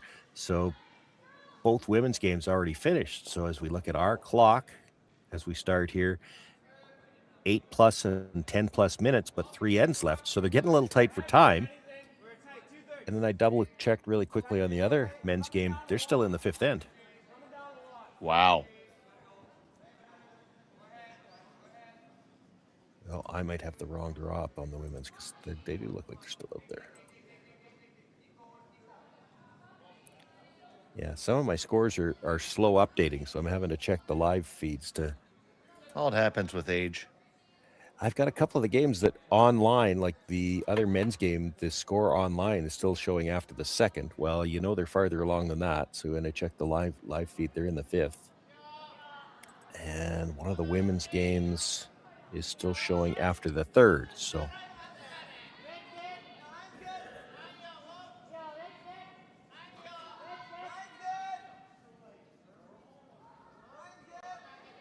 at any rate, we've got a tight game here going down to the last 3 ends. McDonald team needs to win in 8. And the clocks are going to be a little bit of a factor here, I think. We're getting tight for time. You'd like to have ideally 4 minutes an end. And, you know, they do if we only had 2 ends left, but we've got 3. Right, and the ends generally don't get easier. And I think under the format, they're not going to get easier because, as we mentioned, Gauthier can't just play this for an extra end like he would in a normal game. He's got to play to win this in 8. So that thinking, the stuff you would normally be thinking, it's not all automatic. You have to, the scenario, the rules, the format changes it. Like it's, if you know what I mean, like so much of that, because you've been through those scenarios 100 times, it doesn't take that long to think through what you have to do. Now this is a different scenario. Now, Gauthier has both of their timeouts. One timeout has been used by Team Yamaguchi. They are the shorter of the 2 teams on time with about 8:10 left right now.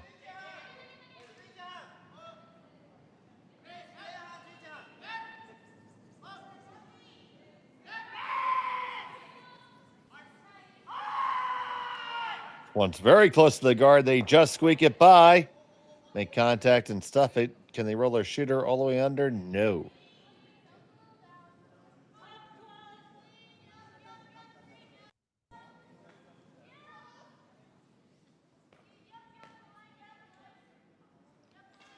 After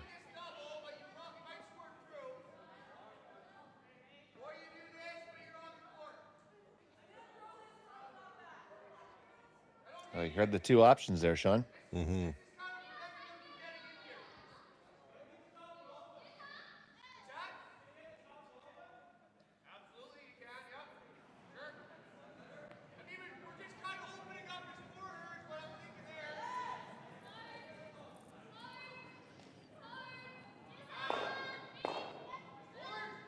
I didn't mind the third one when they saw that too. You could just hit the top one and try to roll in between the two of them.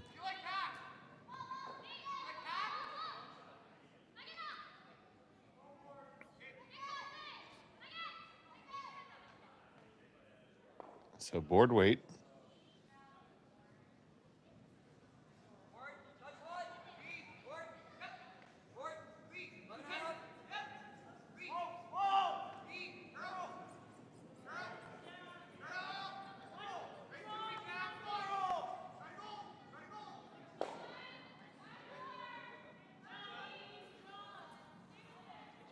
They do come on over to their own.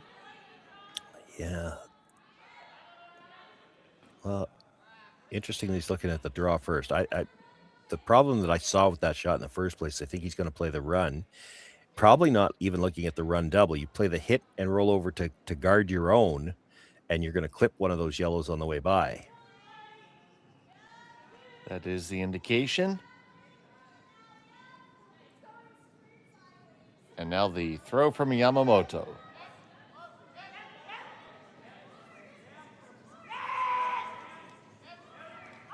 Going to over curl with the head in mind.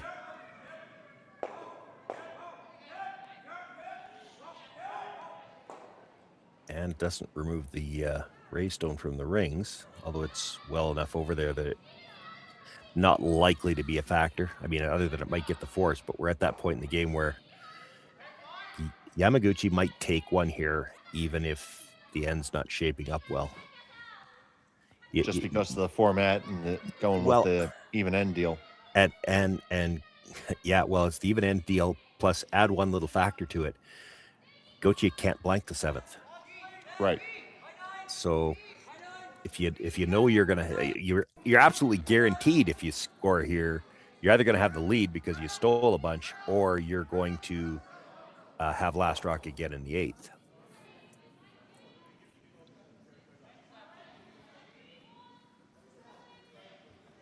So you're playing whole hog for your two here, and if you happen to get stuck with one, well, it's not the end of the world. Yeah.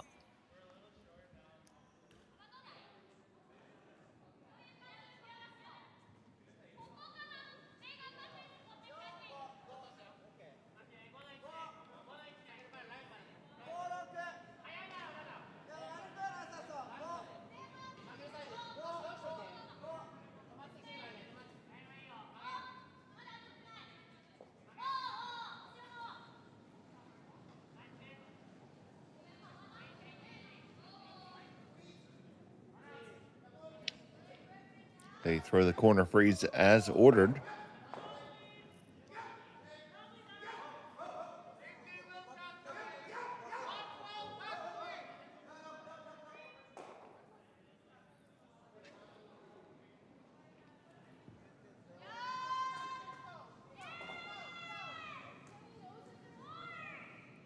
Jason Ginter.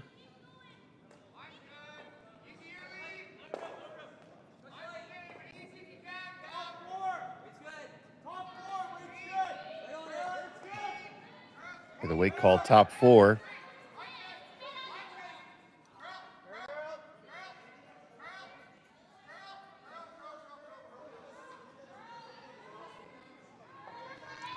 And that comes right down to it. Yeah, they would have liked it a little closer to the nose, so they wouldn't have left it on that angle so to get to the shot stone, but hard to get everything. And by moving it that far, Yamaguchi has a chance to get to the freeze on shot stone directly. It's almost not buried. He could make a play on it, but the problem with that, you play on it now, well, you hit that yellow-red combination, the red goes. That yellow's actually protecting the red.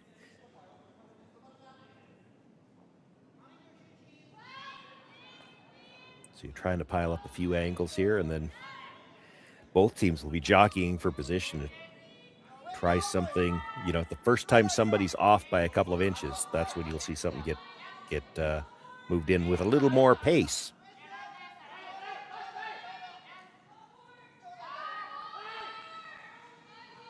Does not want to touch the red one.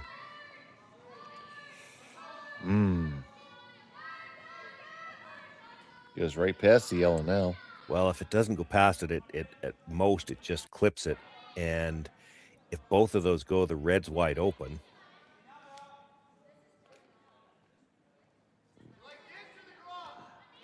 Yeah, the way you're going to hit it, if you make a play on it, it's going to drag a little bit, but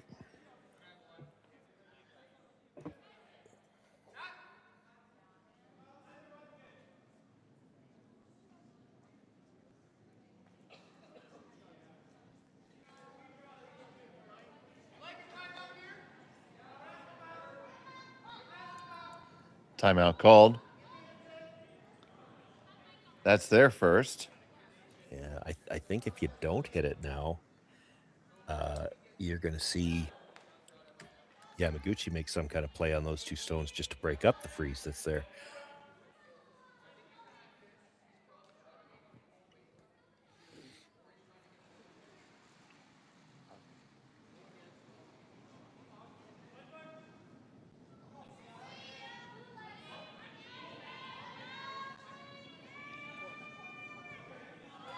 Again, we're still playing the sixth end here, and time might end up being a factor.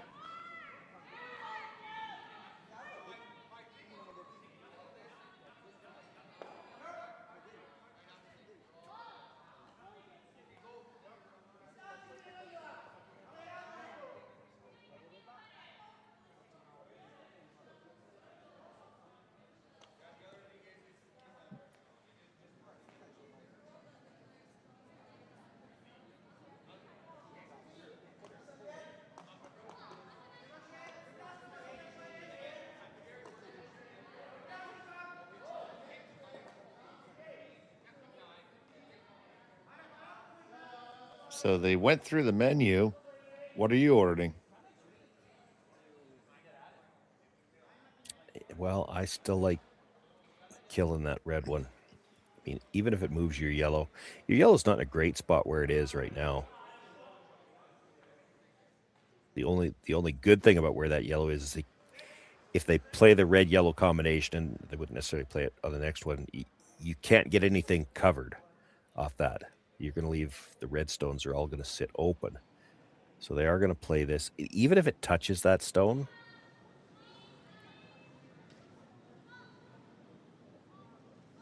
even if it kills that stone, I don't see that yellow stone helping you a ton.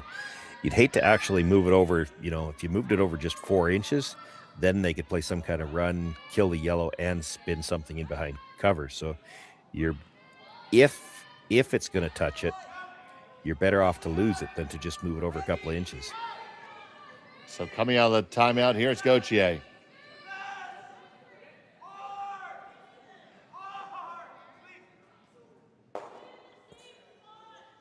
They do kick out the yellow a little bit.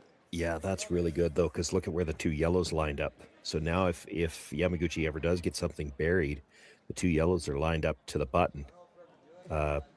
Anything buried is going to be in that path. And if it ever comes down to it, if he gets the chance, he might be able to just play the double tap to the button. Now, I don't know. I can't imagine him playing that when the red's open. He could. You know, if you were ever to roll out on this, he could decide to double tap to the button. I don't think he would, but... So anyway, it creates a problem here for Yamaguchi in that, well, you roll behind the red one. The red one's wide open. That leaves a double. You roll to the button. There might still be a double, or he could just play the yellows to jam onto it. Like, Not sure where's the best place to roll with this. Maybe well over to the side of the forefoot on the other side.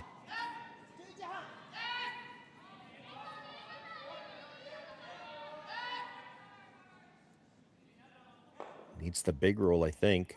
Didn't get it. Yeah, it does look like the gun is, well, you get it either way right now.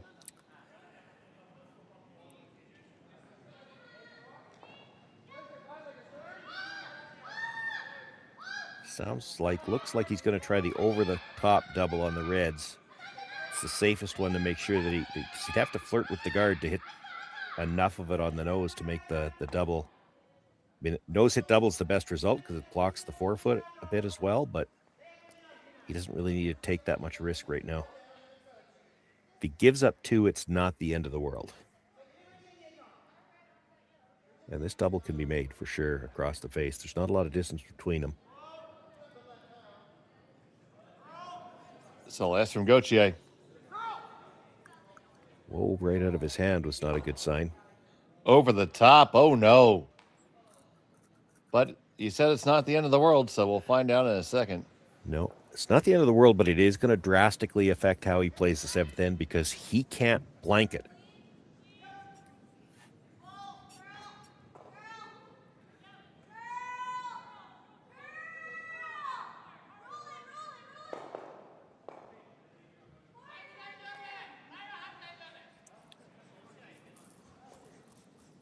Final stone of the end.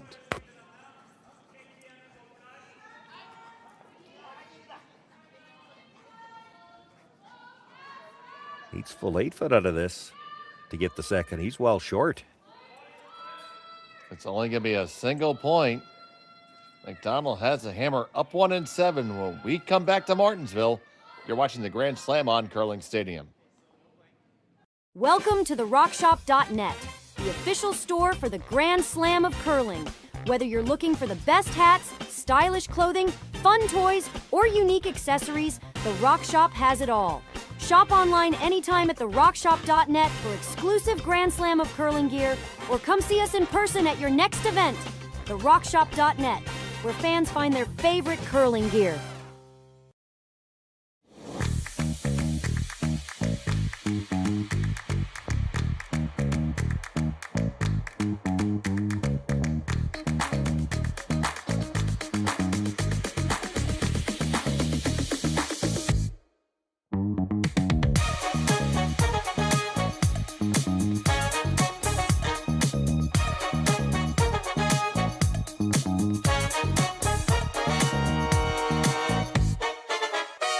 Developed over a decade in collaboration with the finest ice makers this side of the Atlantic, the Pebblehead PB5 is nothing short of a triumph of sophistication and craftsmanship.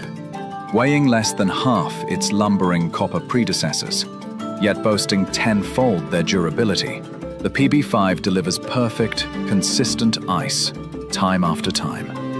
The PB5 by Pebbleheads.com, the apex of ice-making ingenuity for the roaring game of curling. And welcome back. It was a single point for Yamaguchi in the 6th end.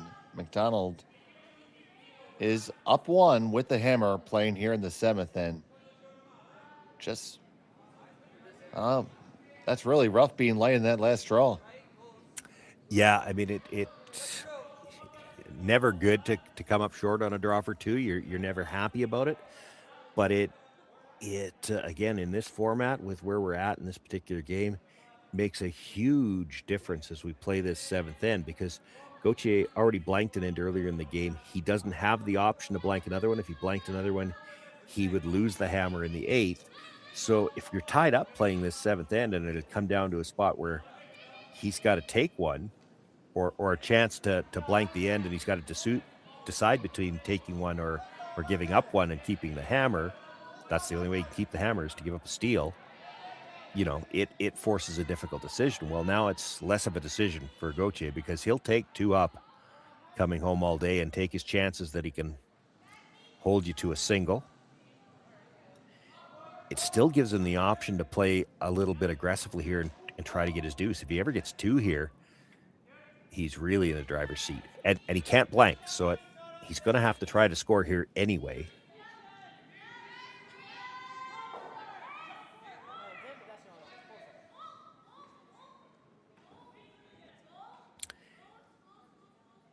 He's already got it set up for, as I said, last one of those risk-free ends, because the first guard was so long. The second guard, I mean, technically you could use a rock in the 12-foot as a guard, but you could also hit that at any time too.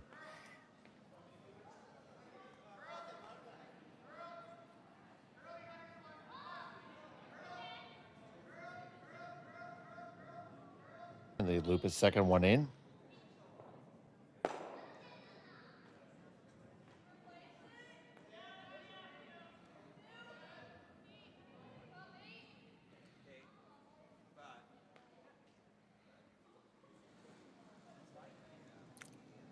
Freeze attempt here, and then you'll likely see Gauthier make an attempt on one of the two reds that's already there if the freeze is locked on perfectly. And I don't think he'll try to get the long one. I think you can chase the one in the rings,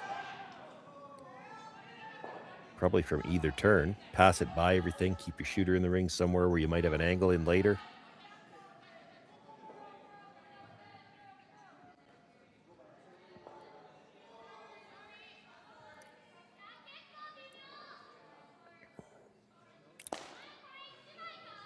Might have got just enough curl that it's hard to get the double, but as long as he moves the second one.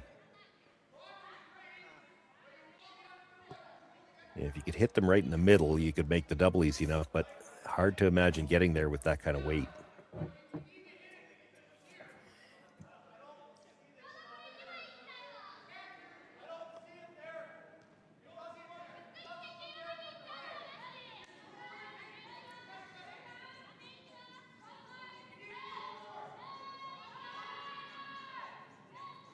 So Jacques was showing him where he had to hit it to make the double. He said he just doesn't see it, and I tend to agree. I mean, you can get to the middle of the two stones, the crotch we like to call it, with like a hack weight, but then you might not get either one of them out.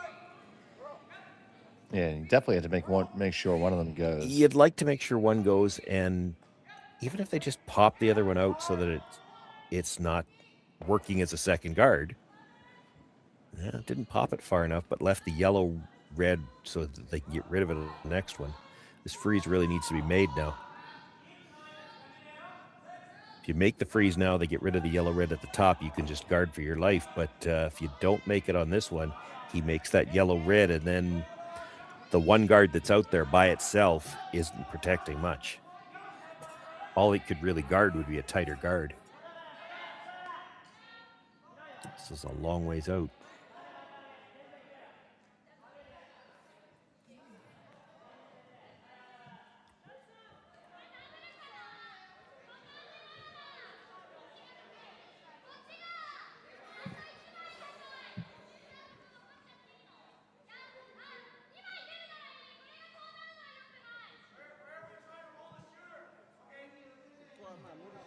So Gauthier ignoring the stone just thrown.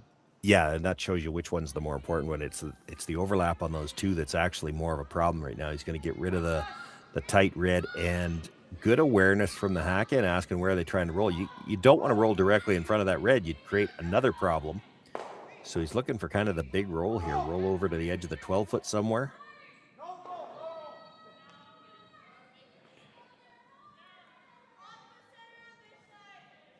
Now you might have to play the freeze from the other turn. You're flirting with disaster if you're Yamaguchi right now, because you kind of have to ignore all those yellow ones that are around the outside, and you leave a team like this a chance to blast some stones out, and all those little biters around the outside could end up on the scoreboard. But I don't see he's got much choice right now.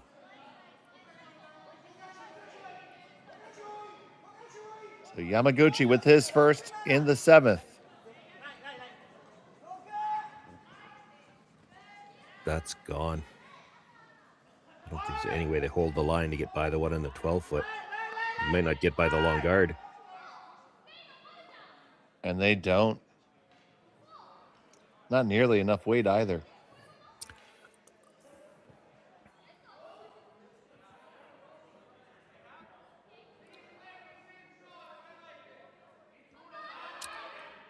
Well, and to add to the list of problems from that last stone, I don't think he can make the freeze anymore either. It's in the way.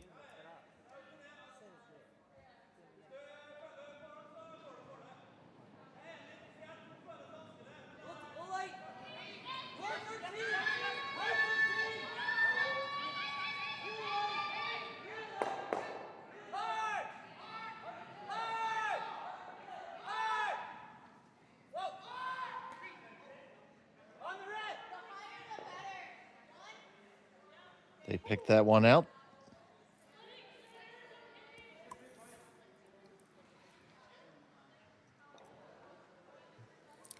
Yeah, I don't think you can make the freeze anymore, so they're trying to tap that one back that was just thrown. This looks like a lot of ice, or not enough ice. Or they're throwing a lot of weight. I don't think you want to kill it. I think you want to put it just behind the tee line.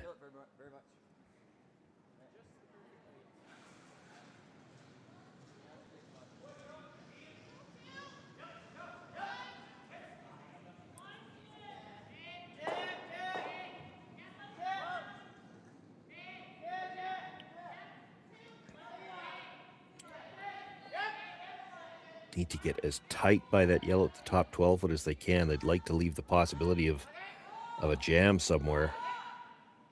Not going to be tight to it at all. And probably tap that back farther than they would have liked to.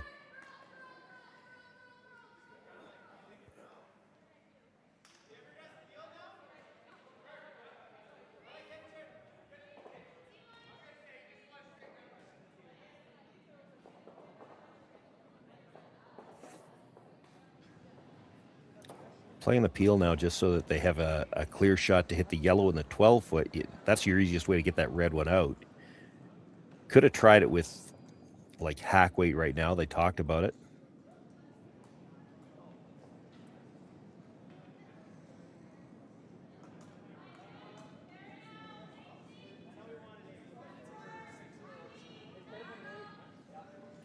So things aren't looking good for Team Yamaguchi here. Yeah, playing to move it now because I don't think you can get there with straight freeze weight anymore. The one on the corner is kind of in the way the draws curl over, but you could maybe make it with that same type of weight they just threw.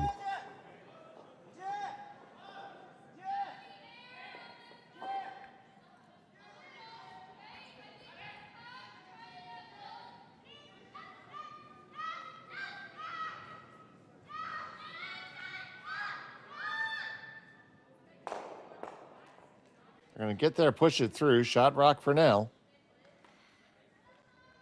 I'm seeing slash double on the reds.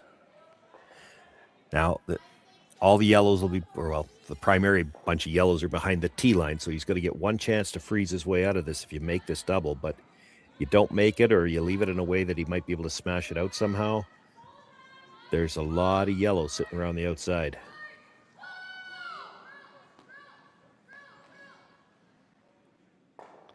Once again, we're playing the seventh, and it is McDonald with hammer with a 5-4 lead.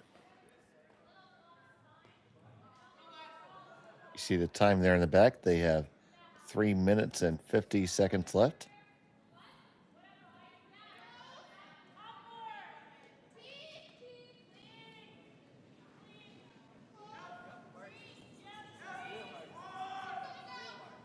Well, I'm not sure he set that one enough. If he misses the red, it's going to go on to all the yellows at the back.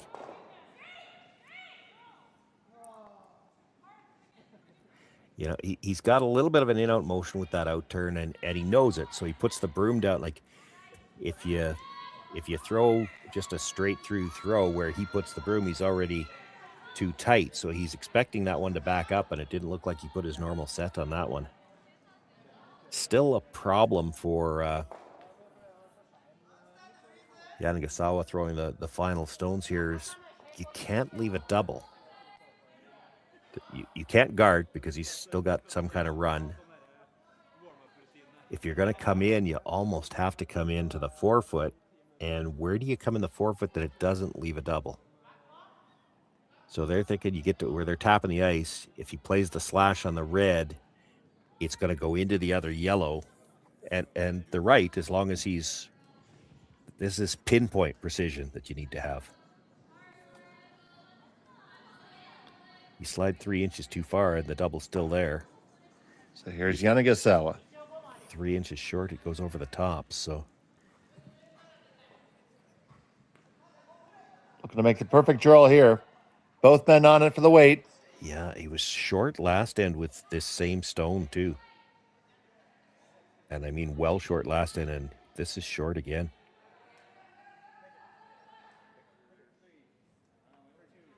Only out counts one of the yellows.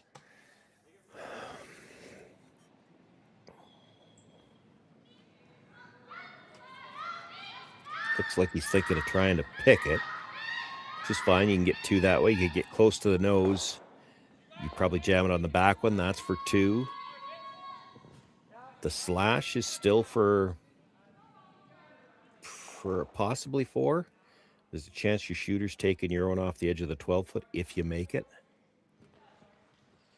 But I mean, 3 would end the game.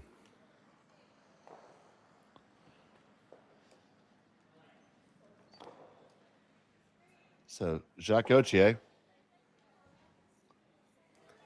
Don't think there's any way you could jam this in a way to give up 2. So you even if you miss it, you're tied up with coming home. But if you make it, this could be the last shot of the game.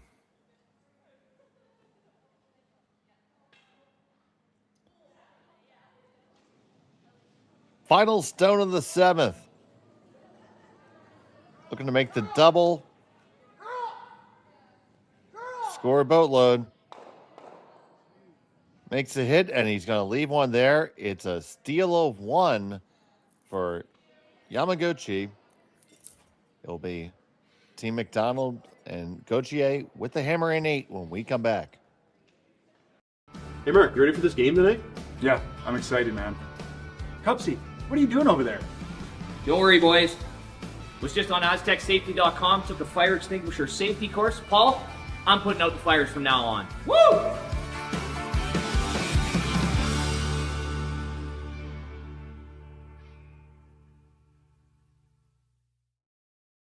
Welcome to the RockShop.net, the official store for the Grand Slam of Curling. Whether you're looking for the best hats, stylish clothing, fun toys, or unique accessories, the Rock Shop has it all. Shop online anytime at the RockShop.net for exclusive Grand Slam of Curling gear, or come see us in person at your next event. The RockShop.net, where fans find their favorite curling gear. Who knew after 20 years in real estate I'd have to make silly videos for Instagram and come out behind a tree? Stu, we need to do this stuff. Why can't I just door knock into open houses like I did in the old days? That doesn't work anymore. Okay, so it's because I'm sitting here behind a tree. Come use us for real estate.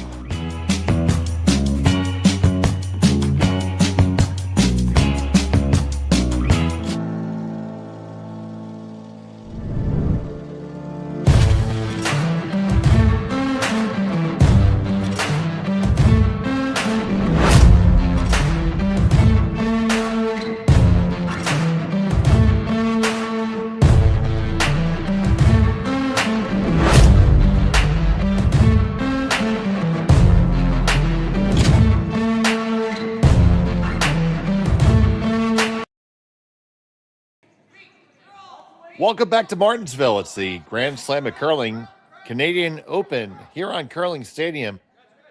We got a real barn burner here. It's tied up. Coming home. Team McDonald has the hammer. Throwing the yellow stones, Jacques Gauthier at the helm. Dave Schmel, Sean Joyce here with you. Rachel Jakes on the production. Thank you so much for tuning in. We got back just in time to see the tick shot. That's why it's so important in the no tick zone rule to make sure you get that guard onto the center line. So now they're going to have to try to steal this in with just one guard. Desperately need to get this one to the center line. This is a long ways out yet. A long, long way to Tipperary. And they're kind of scared to sweep for curl because you put it into the rings, it's not in a free any zone. They did get it there. Good judge.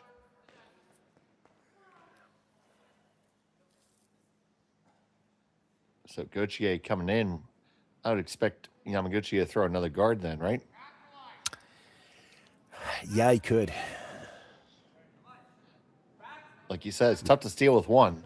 It's tough to steal with one. The bigger problem, and that guard's in a good position to throw the second one. The problem with throwing two when they're too close together is eventually they make the double peel. So if you throw a halfway guard, it's often tough to throw the second guard and get separation.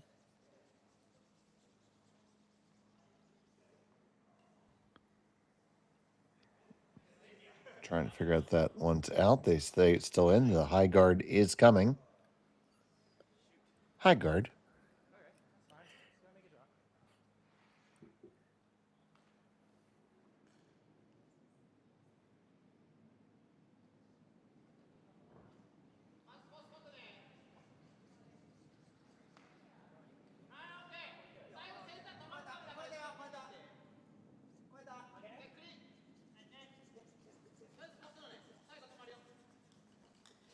Got to work to get it over. Probably got it there.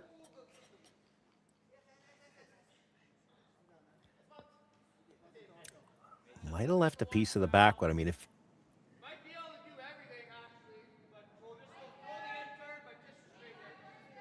it'd be really tempting to just peel the tight one. Well, Jack Gonna try to get them. Yeah. He thinks he can get all three.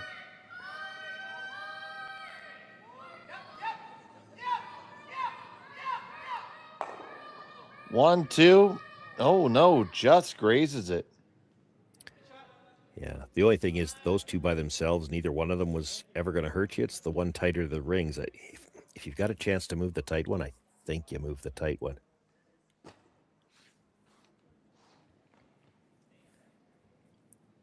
Gives a chance for Team Yamaguchi to put a better one up.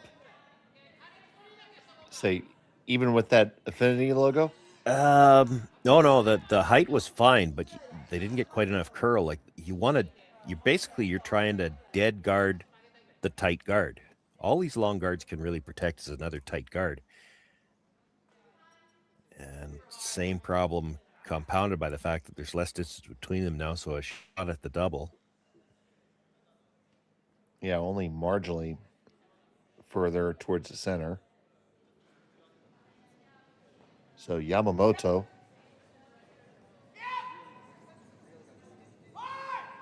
He's going to watch this stone come down because that's not who threw it. Yeah. Could have gone with, unable to get the guard exactly like.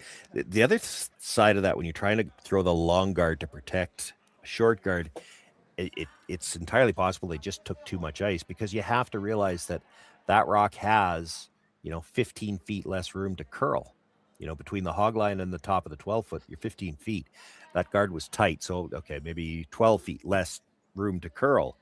And so if you take the same ice, what you see is what we saw in the last two shots, where it gets the guard up, but it didn't curl far enough to cover. Now they're trying to throw a tight guard underneath it. Essentially, it's a corner guard. I mean, it's still protecting a little piece of the 4-foot, but that's the best they've got to work with now.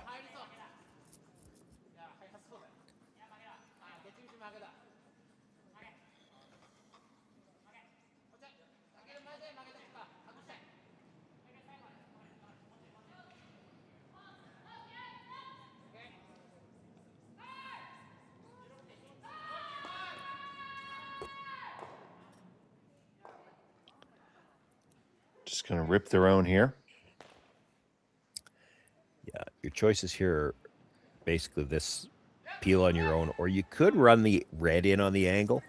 And the only reason you'd think about doing that, again, you might make it, but right now where the guards are, kind of the draw path to the button is gone on both sides. Now you peel that one, Yamaguchi's got no choice. He's just got to guard his own stone.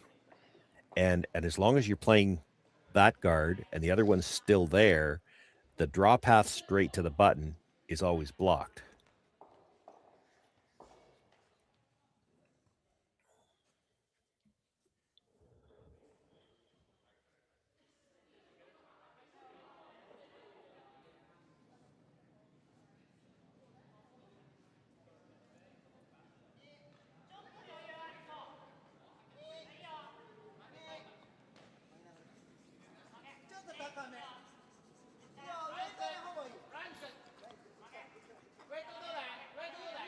Trying to work this one over. Keep it moving.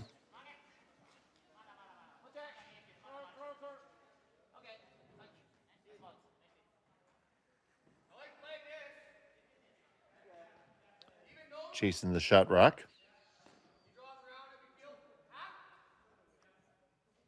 Yeah, I don't love this. That rock's not dangerous, and the guard is now closer to the center line.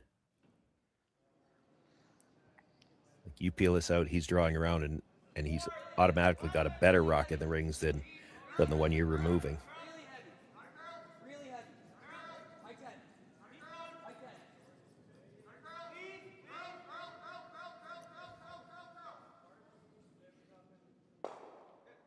Boy, and that's worse because that acts as a second. That's a staggered guard. Right, so draw around. I didn't I'll like turn that side call. here now. Yeah. I'm with you, buddy. I think he'd want to be deep, like back 8 foot, like where he's tapping. And the reason being is you'd love to tempt Jack into playing a guard here, a draw here. I don't think he's going to. I think he's going to try to run the yellow back, but I'm not positive. And if he tries that and misses it, then you throw a second one around to the top of the 4 foot, and yeah.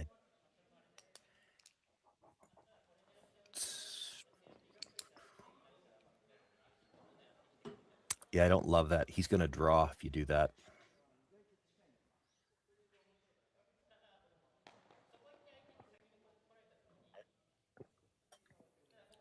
So here comes Coach. He says, boys, I recommend you hide one and don't let the other guy hit it. That is all.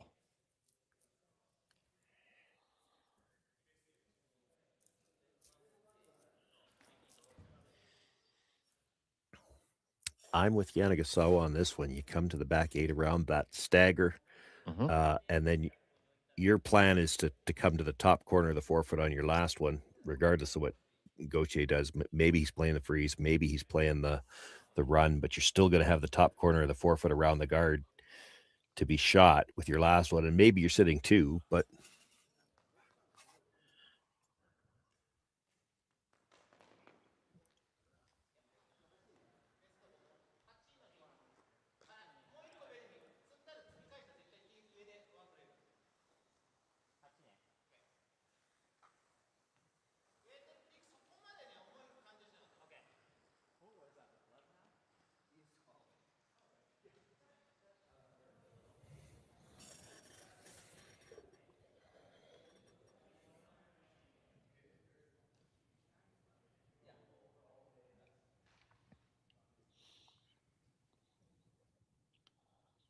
So Karuizawa with his first here in the 8th.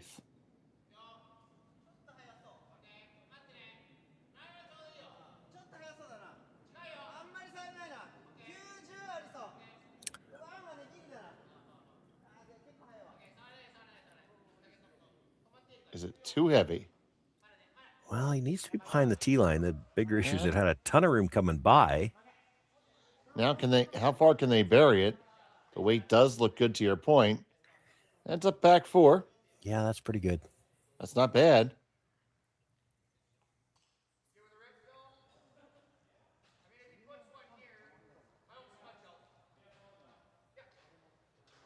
So a minute 40 left for Gauthier here. They're going to rip. It doesn't want to chase, so he's going to play the peel. And Karuizawa was going to have to throw some kind of a draw with his last one, whether he's coming in or whether he's playing a straight guard. And his last 2 draws with presumably he's still throwing the 8 stone, have been well short. And I don't know whether it's in his mind, it's in mine, is that, maybe he's got 1 stone that's a little heavy. So, yeah, right there, just underneath the stone that would be raisable. You corner freeze the yellow's not bad either. Yeah. They're both good. Yeah, because if you ever come to the 4 foot and leave it fully open, then he's going to play the double. Like, You've seen enough out of Jacques. He's a great hitter. He'd love to hit. So you don't want to leave him the double here. You overlap these two, he's going to have to draw. And it's not a straight draw to the button. He's going to have to draw past the center line just because of where that corner guard is. It's there. It's there to be made. It's just not as comfortable a shot to call. So Karuizawa with the final stone for his team here in the 8th. He's not corner freezing. He kind of looks to be queuing up the double. This doesn't curl.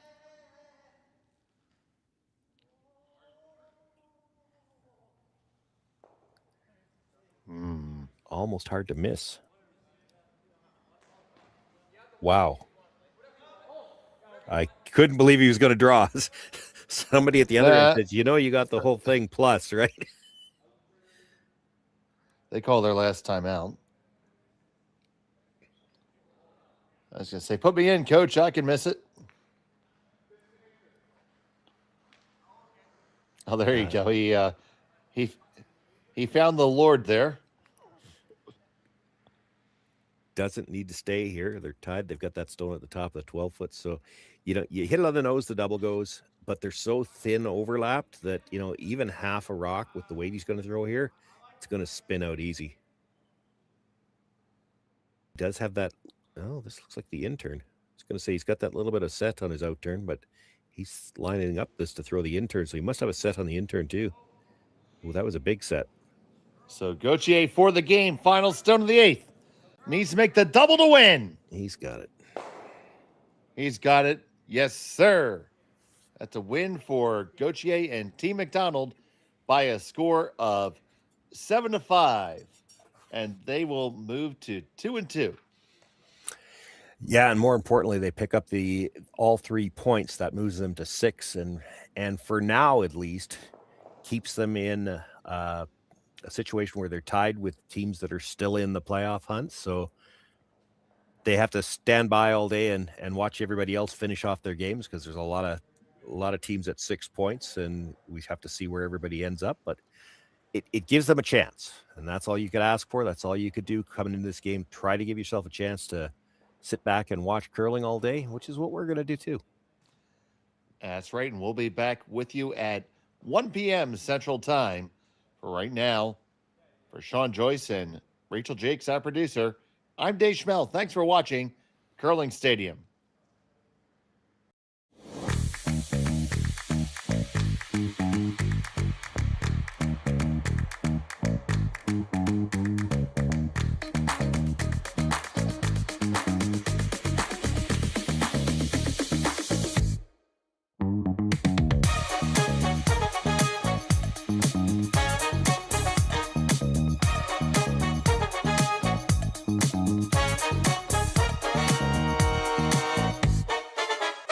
Welcome to the RockShop.net, the official store for the Grand Slam of Curling. Whether you're looking for the best hats, stylish clothing, fun toys, or unique accessories, the Rock Shop has it all. Shop online anytime at the RockShop.net for exclusive Grand Slam of Curling gear, or come see us in person at your next event. The RockShop.net